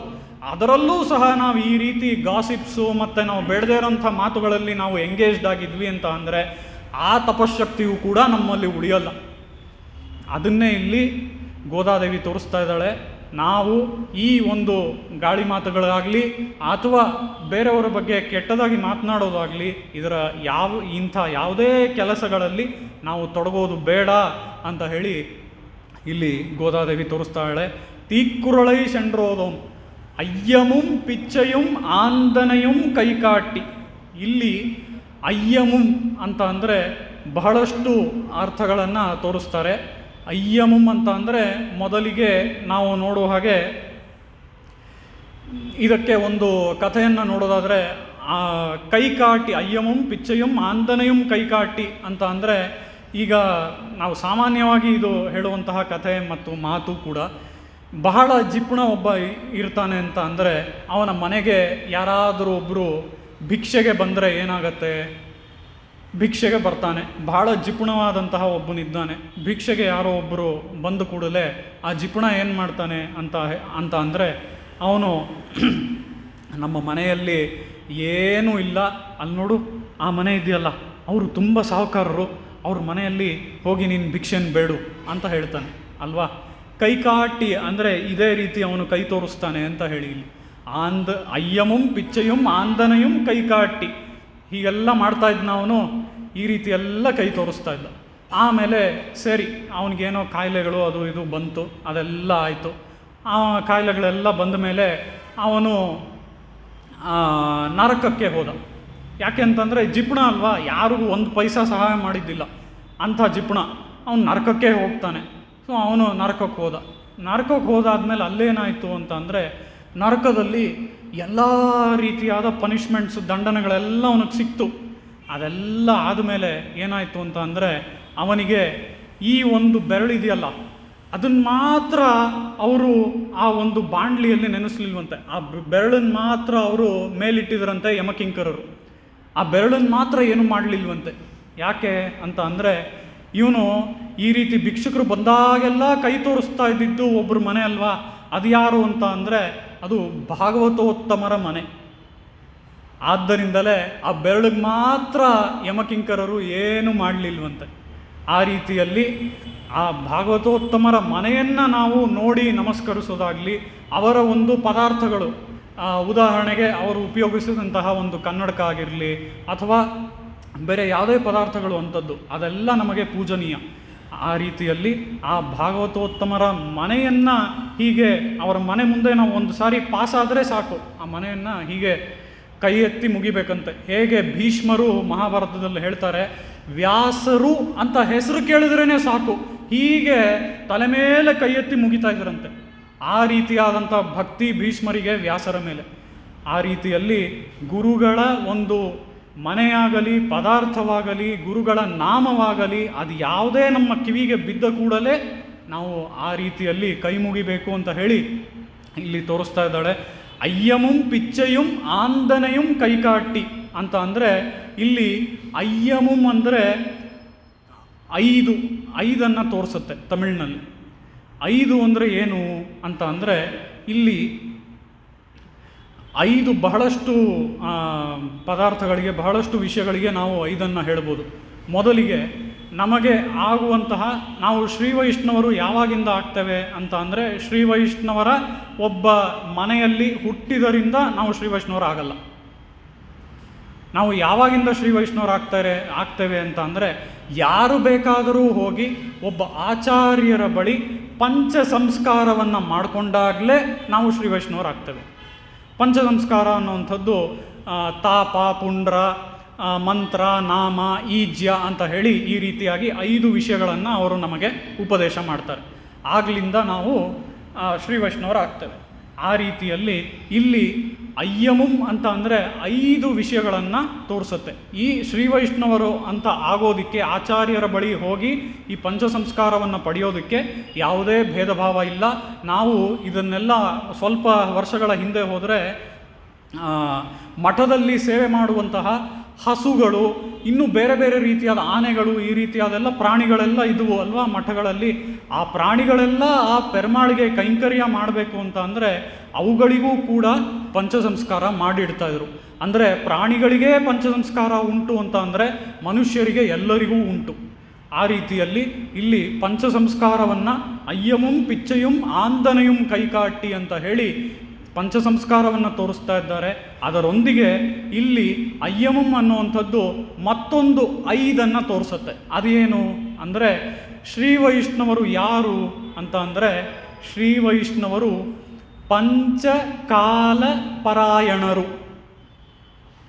ಪಂಚಕಾಲ ಪರಾಯಣರು ಅಂದರೆ ಏನು ಅಂದರೆ ಈಗ ದಿನದ ಕಾಲವನ್ನು ನಾವು 5 ಭಾಗವಾಗಿ ವಿಭಜನೆ ಮಾಡ್ತೇವೆ. ಹಾಗೆ ದಿನದ ಕಾಲವನ್ನು ಭಾಗ ಮಾಡಿ ಆ ಒಂದೊಂದು ಕಾಲದಲ್ಲಿ ಮಾಡುವಂತಹ ಕೆಲಸವನ್ನು ನಾವು ಆ ಪೆರುಮಾಳಿನ ಆ ದೇವರ ಆರಾಧನೆಯಾಗೆ ಮಾಡಬೇಕು ಅಂತ ಹೇಳಲ್ಪಟ್ಟಿದೆ. ಸರಿನಾ?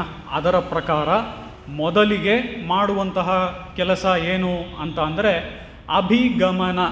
ಅಭಿಗಮನ ಅನ್ನುವಂಥದ್ದು ಮೊದಲು ಶ್ರೀ ವೈಷ್ಣವರು ಮಾಡುವಂತಹ ಒಂದು ಕೆಲಸ. ಅಭಿಗಮನ ಅಂದರೆ ಆ ಪೆರುಮಾಳಿನ ಒಂದು ದರ್ಶನ, ಸ್ನಾನಾದಿಗಳು ಎಲ್ಲ ಆದಮೇಲೆ ಬೆಳಗ್ಗೆ ಹೋಗಿ ಆ ದೇವರ ಕೋಣೆಯಲ್ಲಿ ಆ ದೇವರ ಕೋಣೆಯನ್ನು ತೆರೆಯುವಂಥದ್ದು ಅಭಿಗಮನ. ತೆರೆದು ಅವರಿಗೆ ಒಂದು ಆರತಿ ಮಾಡೋದು, ಇವೆಲ್ಲ ಒಂದು ಅಭಿಗಮನದ ಕ್ರಮದಲ್ಲಿ ಬರುತ್ತೆ. ಅದಾದ ಮೇಲೆ ನಂತರ ಇರುವಂತಹ ಕಾಲ ಯಾವುದು ಅಂದರೆ ಉಪಾದಾನ. ಉಪಾದಾನ ಅಂದರೆ ಏನು ಅಂತ ಅಂದರೆ ನಾವು ಬಹಳಷ್ಟು ಹೊರಗಡೆ ಹೋಗೋದಿರ್ಬೋದು, ಅದು ಯಾವುದೇ ಕೆಲಸವಾಗಿರ್ಬೋದು, ಅದನ್ನೆಲ್ಲ ಮಾಡಬೇಕು. ಅದು ಏನು ಕೆಲಸ ಉಪಾದಾನದಲ್ಲಿ ಅಂತ ಅಂದರೆ ಅವತ್ತಿನ ಒಂದು ಪ್ರಸಾದಗಳಿಗೆ ಅಥವಾ ತಿರುವಾರಾಧನೆಗೆ, ಈಗ ಆ ದೇವರ ಒಂದು ಆರಾಧನೆಗೆ ನಮಗೆ ಬಹಳಷ್ಟು ವಿಷಯಗಳು ಬೇಕು ಅಲ್ವಾ. ಈಗ ನಾವು ಐಡಿಯಲ್ಲಾಗಿ ನೋಡಿದ್ರೆ ದೇವರ ಆರಾಧನೆಗೆ ಒಂದು ಹೂವು, ಹಣ್ಣು, ಅದರ ಜೊತೆಗೆ ಅವತ್ತು ಅಡುಗೆಗೆ ಬೇಕಾಗಿರುವಂತಹ ಅಕ್ಕಿ, ಬೇಳೆ ಮತ್ತು ಇದೇ ರೀತಿಯಾಗಿ ಬಹಳಷ್ಟು ಪದಾರ್ಥಗಳನ್ನು ನಾವು ನೋಡ್ಬೋದು ಅಲ್ವಾ. ತಾಂಬೂಲ, ವಿಲೆದೆಲೆ, ಇವೆಲ್ಲವನ್ನು ನಾವು ಅರ್ಪಣೆ ಮಾಡ್ತೀವಿ. ಇದನ್ನೆಲ್ಲ ನಾವು ಸಂಗ್ರಹ ಮಾಡ್ಕೊಂಡು ಬರಬೇಕು ಹೊರಗಡೆ ಹೋಗಿ. ಇದು ಉಪಾದಾನ ಕಾಲ. ಅಂದರೆ ಮೊದಲನೇದು ನಾವು ನೋಡಿದ್ದು ಅಭಿಗಮನ, ಅದೂ ಒಂದು ರೀತಿಯಾದ ಆರಾಧನೆಯೇ. ಎರಡನೇದು ನಾವು ನೋಡಿದ್ದು ಉಪಾದಾನ. ಉಪಾದಾನ ಅಂದರೆ ನಮಗೆ ಬೇಕಾಗಿರುವಂತಹ ಪದಾರ್ಥಗಳು ಅವತ್ತಿನ ಆರಾಧನೆಗೆ, ಅದನ್ನೆಲ್ಲ ಸಂಗ್ರಹ ಮಾಡ್ಕೊಂಡು ಬರೋದಿದೆಯಲ್ಲ, ಇದೂ ಒಂದು ರೀತಿಯ ಆರಾಧನೆಯೇ. ಇದಾಯ್ತಾ? ಇದು 2 ಆಯಿತು. ಅಭಿಗಮನ, ಉಪಾದಾನ. ಅದಾದಮೇಲೆ ಈಜ್ಯೈ ಎನ್ನುವಂಥದ್ದು 3ನೇದು. ಅದೇನು ಅಂದರೆ ನಾವು ಮನೆಯಲ್ಲಿ ಆ ಭಗವಂತನಿಗೆ ಮಾಡುವಂತಹ ಆರಾಧನೆ, ಅದೇ ಈಜ್ಯ. ಸರಿನಾ? ಆ ರೀತಿಯಲ್ಲಿ ಅಭಿಗಮನ, ಉಪಾದಾನ, ಈಜ್ಯ ಇದನ್ನು ನೋಡಿದ್ವಿ. ನಂತರ ಬರುವಂಥದ್ದು ಏನು ಅಂತ ಅಂದರೆ ಆ ಈಜ್ಯ ಆದ ಕೂಡಲೇ ಆ ಪ್ರಸಾದಗಳನ್ನೆಲ್ಲ ನಾವು ತಗೋಬೋದು. ಅದಾದ ಮೇಲೆ ವೈಷ್ಣವರು ಏನು ಮಾಡ್ತಿದ್ರು ಅಂತ ಅಂದರೆ ಸ್ವಾಧ್ಯಾಯ ಅಂತ ಅಂದರೆ ತಾನು ಅಧ್ಯಯನ ಮಾಡುವುದು ಶಾಸ್ತ್ರಗಳನ್ನು. ಶಾಸ್ತ್ರಗಳು ಅಂದರೆ ವೇದಗಳು ಮಾತ್ರ ಅಲ್ಲ, ನಮ್ಮ ಆಚಾರ್ಯರು ಕೊಟ್ಟಿರುವಂತಹ ಗ್ರಂಥಗಳಾಗಿರಲಿ ಅದನ್ನು ಕೂಡ ಈ ರೀತಿ ಅದನ್ನೆಲ್ಲ ಅಧ್ಯಯನ ಮಾಡ್ತಿದ್ರು. ಇದು 4ನೇ ಒಂದು ಕೆಲಸ. ಇದೂ ಕೂಡ ಸ್ವಾಧ್ಯಾಯ ಅನ್ನುವಂಥದ್ದು ಆರಾಧನಾ ರೂಪವಾಗಿಯೇ ಮಾಡುವಂಥದ್ದು. ಆ ಸ್ವಾಧ್ಯಾಯ ಆಯಿತು. ಅದಾದಮೇಲೆ 5ನೇಯದು ಯೋಗ ಅನ್ನುವಂಥದ್ದು. ಅದು ಮಲಗಬೇಕಾದರೆ ಮಾಡುವಂತಹ ಒಂದು ಕೆಲಸ. ಉಪದೇಶಗಳನ್ನು ಪಡೆದು ಅದನ್ನು ಮಾಡಬೇಕು. ಆ ರೀತಿಯಲ್ಲಿ ಇಲ್ಲಿ ಪಂಚಕಾಲ ಪರಾಯಣರು ಅಂತ ಅಂದರೆ ಈ 5 ಕೆಲಸಗಳನ್ನು ಅಭಿಗಮನ, ಉಪಾದಾನ, ಈಜ್ಯ, ಸ್ವಾಧ್ಯಾಯ, ಯೋಗ, ಈ 5 ಕೆಲಸಗಳನ್ನು ಯಾರು ಮಾಡ್ತಾರೋ, ಯಾರು ಮಾಡೋದು ಅಂತ ಅಂದರೆ ಶ್ರೀ ವೈಷ್ಣವರು. ಇವರಿಗೆ ಪಂಚಕಾಲ ಪರಾಯಣರು ಅಂತ ಹೆಸರು.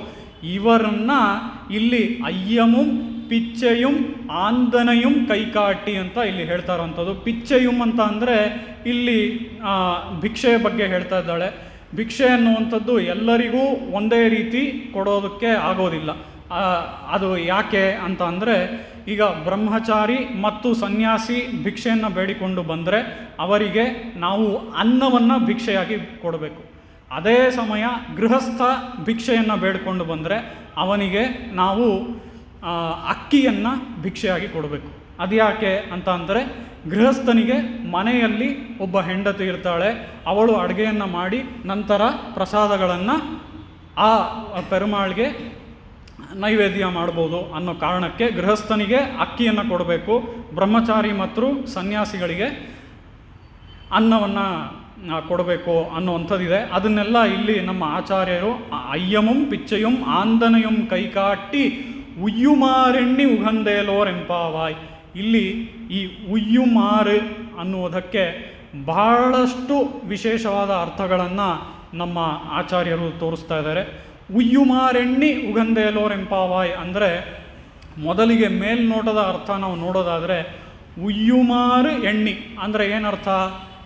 ನಾವು ಉದ್ಧಾರಗೊಳ್ಳೋ ಹಾಗೆ ನೆನೆಸಿಕೊಂಡು ನಾವು ಉಯ್ಯುಮಾರೆಣ್ಣಿ ಉಗಂದೇಲೋರೆಂಪಾವಾಯ್ ನಾವು ಸಂತೋಷ ಪಡ್ತೇವೆ, ನಾವೆಲ್ಲರೂ ಸಂತೋಷವಾಗಿರ್ತೇವೆ. ನಾವು ಉದ್ಧಾರ ಆಗುವಾಗೆ ನೆನೆಸಿಕೊಂಡು, ಎಣ್ಣಿ ಅಂದರೆ ನಾವು ಎಣೆಸಿಕೊಂಡು ನಾವು ಆ ರೀತಿಯಲ್ಲಿ ಸಂತೋಷವಾಗಿರ್ತೇವೆ ಅನ್ನುವಂಥದ್ದು ಮೇಲ್ನೋಟದ ಅರ್ಥ. ಇದಕ್ಕೆ ಬಹಳಷ್ಟು ವಿಶೇಷ ಅರ್ಥಗಳನ್ನು ಕೂಡ ನಮ್ಮ ಆಚಾರ್ಯರು ತೋರಿಸ್ತಾರೆ. ಅದಕ್ಕೆ ನಾವು ನೋಡಿದ್ರೆ ಆ ಅರ್ಥಗಳನ್ನು ನಾವು ನೋಡೋದಾದರೆ, ಆರು ಅಂತ ಅಂದರೆ ಬಹಳಷ್ಟು ಅರ್ಥಗಳು ತಮಿಳಲ್ಲಿವೆ. ಆರು ಅಂತ ಅಂದರೆ ನಂಬರ್ 6 1. ಇನ್ನೊಂದೇನು ಅರ್ಥ ಅಂತ ಅಂದರೆ, ಆರು ಅಂದರೆ ದಾರಿ ಅನ್ನುವಂತಹ ಅರ್ಥ ತಮಿಳಿನಲ್ಲಿ. ಉಯ್ಯುಮಾರು ಅಂತ ಅಂದರೆ ನಾವು ಉಜ್ಜೀವನಗೊಳ್ಳುವಂತಹ ದಾರಿಯನ್ನು ನೆನೆದು ನಾವು ಸಂತೋಷಗೊಳ್ತೇವೆ ಅಂತ ಹೇಳಿ. ಅಂದರೆ ನಾವು ನೆನ್ನೆನೇ ನೋಡಿದ್ವಿ ಅಲ್ವಾ, ಹೇಗೆ ಒಬ್ಬ ಜೀವ ಆ ಶ್ರೀಮನ್ನಾರಾಯಣನ ಬಳಿ ಹೋಗ್ತಾನೆ ಅನ್ನೋದನ್ನು ನಾವು ನೆನ್ನೆಯ ಉಪನ್ಯಾಸದಲ್ಲಿ ನೋಡಿದ್ವಿ ಅಲ್ವಾ. ಅದರ ಪ್ರಕಾರ ಆ ದಾರಿಯನ್ನು ನೆನೆದು ಅವನು ಸಂತೋಷ ಪಡ್ತಾನೆ ಅಂತ ಹೇಳಿ ಉಯ್ಯುಮಾರೆಣ್ಣಿ ಉಗಂದೇಲೋರೆಂಪಾವಾಯ್ ಅಂತ ಹೇಳಿ ಇಲ್ಲಿ ಗೋದಾದೇವಿ ತೋರಿಸ್ತಾ ಇದ್ದಾಳೆ. ಇದಕ್ಕೆ ವಿಶೇಷ ಅರ್ಥಗಳನ್ನು ನಾವು ನೋಡೋದಾದರೆ, ಆರು ಅನ್ನುವಂಥದ್ದು ದಾರಿ ಅಂತ ನೋಡಾಯಿತು. ಈಗ ಅದೇ ಆರನ್ನು ನಾವು ಸಂಖ್ಯೆಯಾಗಿ ನೋಡಿದ್ರೆ, 6 ಸಂಖ್ಯೆಯಾಗಿ ನೋಡಿದ್ರೆ, ಉಯ್ಯುಂ 6 ನಾವು ಉದ್ಧಾರಗೊಳ್ಳುವಂತಹ 6 ಯಾವುದು ಅಂದರೆ, ಇಲ್ಲಿ ಬ್ರಾಹ್ಮಣರಿಗೆ 6 ವಿಷಯಗಳನ್ನು ಹೇಳಲಾಗಿದೆ. ಅದೇನು ಅಂತ ಅಂದರೆ, ಯಜ್ಞ, ಯಾಜನ, ಸ್ವಾಧ್ಯಾಯ, ಅಧ್ಯಾಪನ, ದಾನ, ಪ್ರತಿಗ್ರಹಣ ಅಂತ ಹೇಳಿ 6 ವಿಷಯಗಳು. ಇದು ಬ್ರಾಹ್ಮಣರಿಗೆ ಡ್ಯೂಟಿ ಹೌದು, ಆದರೆ ಇದು ಕೇವಲ ಬ್ರಾಹ್ಮಣರಿಗ ಅಂತ ಅಂದರೆ ಇಲ್ಲ. ಅಂದರೆ ಈ ರೀತಿಯಾಗಿ 6 ವಿಷಯಗಳಲ್ಲಿ ಬೇರೆಯವರು, ಈಗ ದಾನ ಪ್ರತಿಗ್ರಹಣ ಅನ್ನುವಂಥದ್ದು, ಈಗ ದಾನ ಬ್ರಾಹ್ಮಣ ಮಾಡ್ಬೋದು, ಆನ್ ದ ಅದರ್ ಸೈಡ್ ಯಾರು ಬೇಕಾದರೂ ಬಂದು ತೊಗೋಬೋದಲ್ಲ, ಇನ್ನೊಂದು ಕಡೆ ಮತ್ತೊಬ್ಬರು ಯಾರು ಬೇಕಾದರೂ ಇರ್ಬೋದು. ಆ ರೀತಿಯಲ್ಲಿ ಇದು ಎಲ್ರಿಗೂ ಹೇಳಿರುವಂತಹ ಒಂದು 6. ಉಯ್ಯುಂ 6 ಅಂತ ಅಂದರೆ ಎಲ್ಲರೂ ಉದ್ಧಾರಗೊಳ್ಳುವಂತಹ 6. ಈ 6ನ್ನು ನಾವು ನೆನೆದು ನಾವು ಸಂತೋಷಗೊಳ್ಳುತ್ತೇವೆ. ಈ ಒಂದು 6ನ್ನು ನೋಡಿದ್ವಿ, ಉಯ್ಯುಂ 6. ಮತ್ತೊಂದು ಯಾವುದು 6 ಅಂತ ಹೇಳಿದ್ರೆ, ನಾವು ನೋಡುವಂಥದ್ದು ಗೀತೆಯಲ್ಲಿ ನಾವು ರಾಮಾನುಜರು ಗೀತೆಯ ಅಧ್ಯಾಯಗಳನ್ನು ಹೇಗೆ ವಿಭಜನೆ ಮಾಡಿದ್ದಾರೆ ಅಂತ ಅಂದರೆ, ಗೀತೆಯಲ್ಲಿ ಎಷ್ಟು ಅಧ್ಯಾಯ? 18 ಅಲ್ವಾ. ಗೀತೆಯಲ್ಲಿ 18 ಅಧ್ಯಾಯಗಳು. ಆ 18 ಅಧ್ಯಾಯಗಳನ್ನು ಸ್ವಾಮಿ ರಾಮಾನುಜರು ಹೇಗೆ ಡಿವೈಡ್ ಮಾಡಿದ್ದಾರೆ ಅಂತ ನೋಡಿದ್ರೆ, 6 6 6 ಈ ರೀತಿಯಾಗಿ ಡಿವೈಡ್ ಮಾಡಿದ್ದಾರೆ. ಆ ರೀತಿಯಲ್ಲಿ ಉಯ್ಯುಮಾರು ಎಣ್ಣಿ ಅಂದರೆ ಈ ಒಂದೊಂದು 6 ಅಧ್ಯಾಯಗಳನ್ನು ನೆನೆಸಿಕೊಂಡು ನಾವು ಸಂತೋಷಗೊಳ್ಳುತ್ತೇವೆ ಅನ್ನುವಂತಹ ಉಯ್ಯುಮಾರೆಣ್ಣಿ ಉಗಂದೇಲೋರೆಂಪಾವಾಯ್ ಅನ್ನೋದಕ್ಕೆ ಅರ್ಥವನ್ನು ಇಲ್ಲಿ ತೋರಿಸ್ತಾ ಇದ್ದಾರೆ. ಆ ರೀತಿಯಲ್ಲಿ 6 ಅನ್ನುವಂಥದ್ದು ಯಾವ ವಿಷಯಗಳು 6ನ್ನು ತೋರಿಸಲಾಗತ್ತೋ ಅದು ಎಲ್ಲದಕ್ಕೂ ಅನ್ವಯವಾಗತ್ತೆ. ಉಯ್ಯುಮಾರೆಣ್ಣಿ ಉಗಂದೇಲೋರೆಂಪಾವಾಯ್ வையத்து வாழ்வீர்கள் நாமும் நம்பாவைக்கு செய்யும் கிரிசைகள் கேளீரோ பார்க்கடலுள் பைய துயின்ற பரமனடி பாடி நையுண்ணோம் பாலுண்ணோம் நாட்காலே நீராடி மையிட்டெழுதோம் மலரிட்டு நாம் முடியோம் செய்யாதன செய்யோம் தீக்குறளை சென்றோதோம் ஐயமும் பிச்சையும் ஆந்தனையும் ಕೈ ಕಾಟಿ ಉಯ್ಯುಮಾರೆಣ್ಣಿ ಉಗಂದೇಲೋರೆಂಪಾವಾಯ್ ಅಂತ ಹೇಳಿ ಈ ಒಂದು 2ನೇ ಪಾಶುರವನ್ನು ಗೋದಾದೇವಿ ಮುಗಿಸ್ತಾ ಇದ್ದಾಳೆ. 3ನೇ ಪಾಶುರವನ್ನು ನಾವು ನೋಡೋದಾದರೆ ಈ 3ನೇ ಪಾಶುರದಲ್ಲಿ ಓಂಗಿ ಉಲಗಳಂದ ಉತ್ತಮನ್ ಪೇರ್ಪಾಡಿ ನಾಂಗಳ್ ನಂಪಾವೈக்கு சாற்றி நீராடினால் தீங்கின்றி நாடெல்லாம் திங்கள் மும்மாரி பெய்து ஓங்கு பெருஞ்சென்னல் ஊடுகயலுகள பூங்குவளை போதில் பொறிவண்டு கண்படுப்ப தேங்காதே புக்கிருந்து சீர்த்த முலை பற்றி வாங்க குடம் நிறைக்கும் வள்ளல் பெரும் பசுக்கள் நீங்காದ செல்வம் நிறைந்தೇಲೋರೆಂಪಾವಾಯ್ ಅಂತ ಹೇಳಿ ಈ 3ನೇ ಪಾಶುರದಲ್ಲಿ ಗೋದಾದೇವಿ ಹಾಡ್ತಾ ಇರೋವಂಥದ್ದು ಯಾರನ್ನ ಅಂತ ಅಂದರೆ ಆ ತ್ರಿವಿಕ್ರಮನನ್ನು. ತ್ರಿವಿಕ್ರಮ ಹೇಗಾದ, ಒಮ್ಮೆಲೇ ತ್ರಿವಿಕ್ರಮ ಆಗೋದನ್ನ ಅಂತ ಅಂದರೆ ಇಲ್ಲ, ಮೊದಲು ವಾಮನನಾಗಿ ಅವತಾರ ಮಾಡಿ ನಂತರ ತ್ರಿವಿಕ್ರಮನಾಗಿ ಬೆಳೆದ ಆ ತ್ರಿವಿಕ್ರಮನನ್ನು ಇಲ್ಲಿ ಗೋದಾದೇವಿ ಹಾಡ್ತಾ ಇದ್ದಾಳೆ. ಅದಲ್ಲದೆ ಓಂಗಿ ಉಲಗಳಂದ ಉತ್ತಮನ್ ಪೇರ್ಪಾಡಿ, ಅವನ ಹೆಸರುಗಳನ್ನು ನಾವು ಹಾಡೋಣ ಅಂತ ಹೇಳಿ ಇಲ್ಲಿ ನಾಮ ಸಂಕೀರ್ತನೆಯ ಮುಖ್ಯತ್ವವನ್ನು ಗೋದಾದೇವಿ ತೋರಿಸ್ತಾ ಇದ್ದಾಳೆ. ಅದೇ ರೀತಿ ಹಿಂದಿನ ಪಾಶುರದಲ್ಲೂ ಕೂಡ ಪಾರ್ಕಡಲುಳ್ ಪಯ್ಯ ತುಯಿಂಡ್ರ ಪರಮನ್ ಅಡಿ ಪಾಡಿ, ಅಲ್ಲೂ ಕೂಡ ನಾಮ ಸಂಕೀರ್ತನೆಯ ಮುಖ್ಯತ್ವವನ್ನು ಗೋದಾದೇವಿ ತೋರಿಸಿದ್ಲು.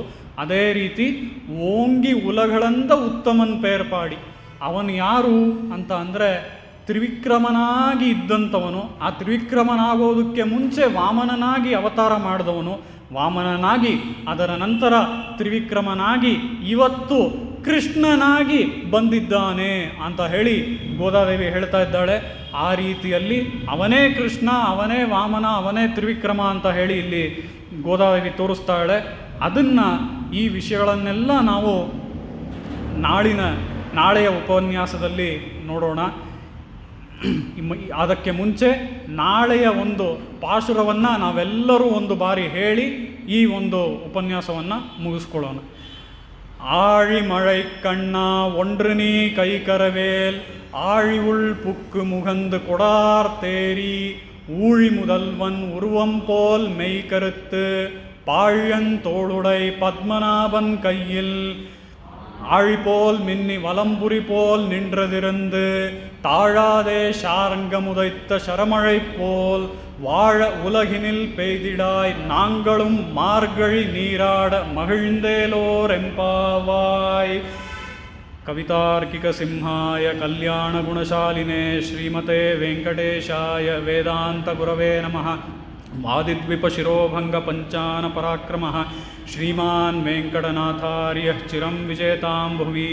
ಶ್ರೀಮತೆ ಶ್ರೀ ಲಕ್ಷ್ಮೀ ನೃಸಿಂಹ ದಿವ್ಯಪಾದುಕಾ ಸೇವಕ ಶ್ರೀವಂಶಡೋಪ ಶ್ರೀ ನಾರಾಯಣ ಯತೀಂದ್ರ ಮಹಾದೇಶಿಕಾಯ ನಮಃ. ಶ್ರೀಮತೆ ಶ್ರೀವಂಶಡೋಪ ಶ್ರೀ ರಂಗನಾಥ ಯತೀಂದ್ರ ಮಹಾದೇಶಿಕಾಯ ನಮಃ. ಶ್ರೀಮತೆ ವಾತ್ಸ್ಯ ಶ್ರೀ ಕೃಷ್ಣಮಾರ್ಯ ಮಹಾದೇಶಿಕಾಯ ನಮಃ. ಶ್ರೀಮತೆ ಅನಂತ ಪದ್ಮನಾಭಾರ್ಯ ಮಹಾದೇಶಿಕಾಯ ನಮಃ.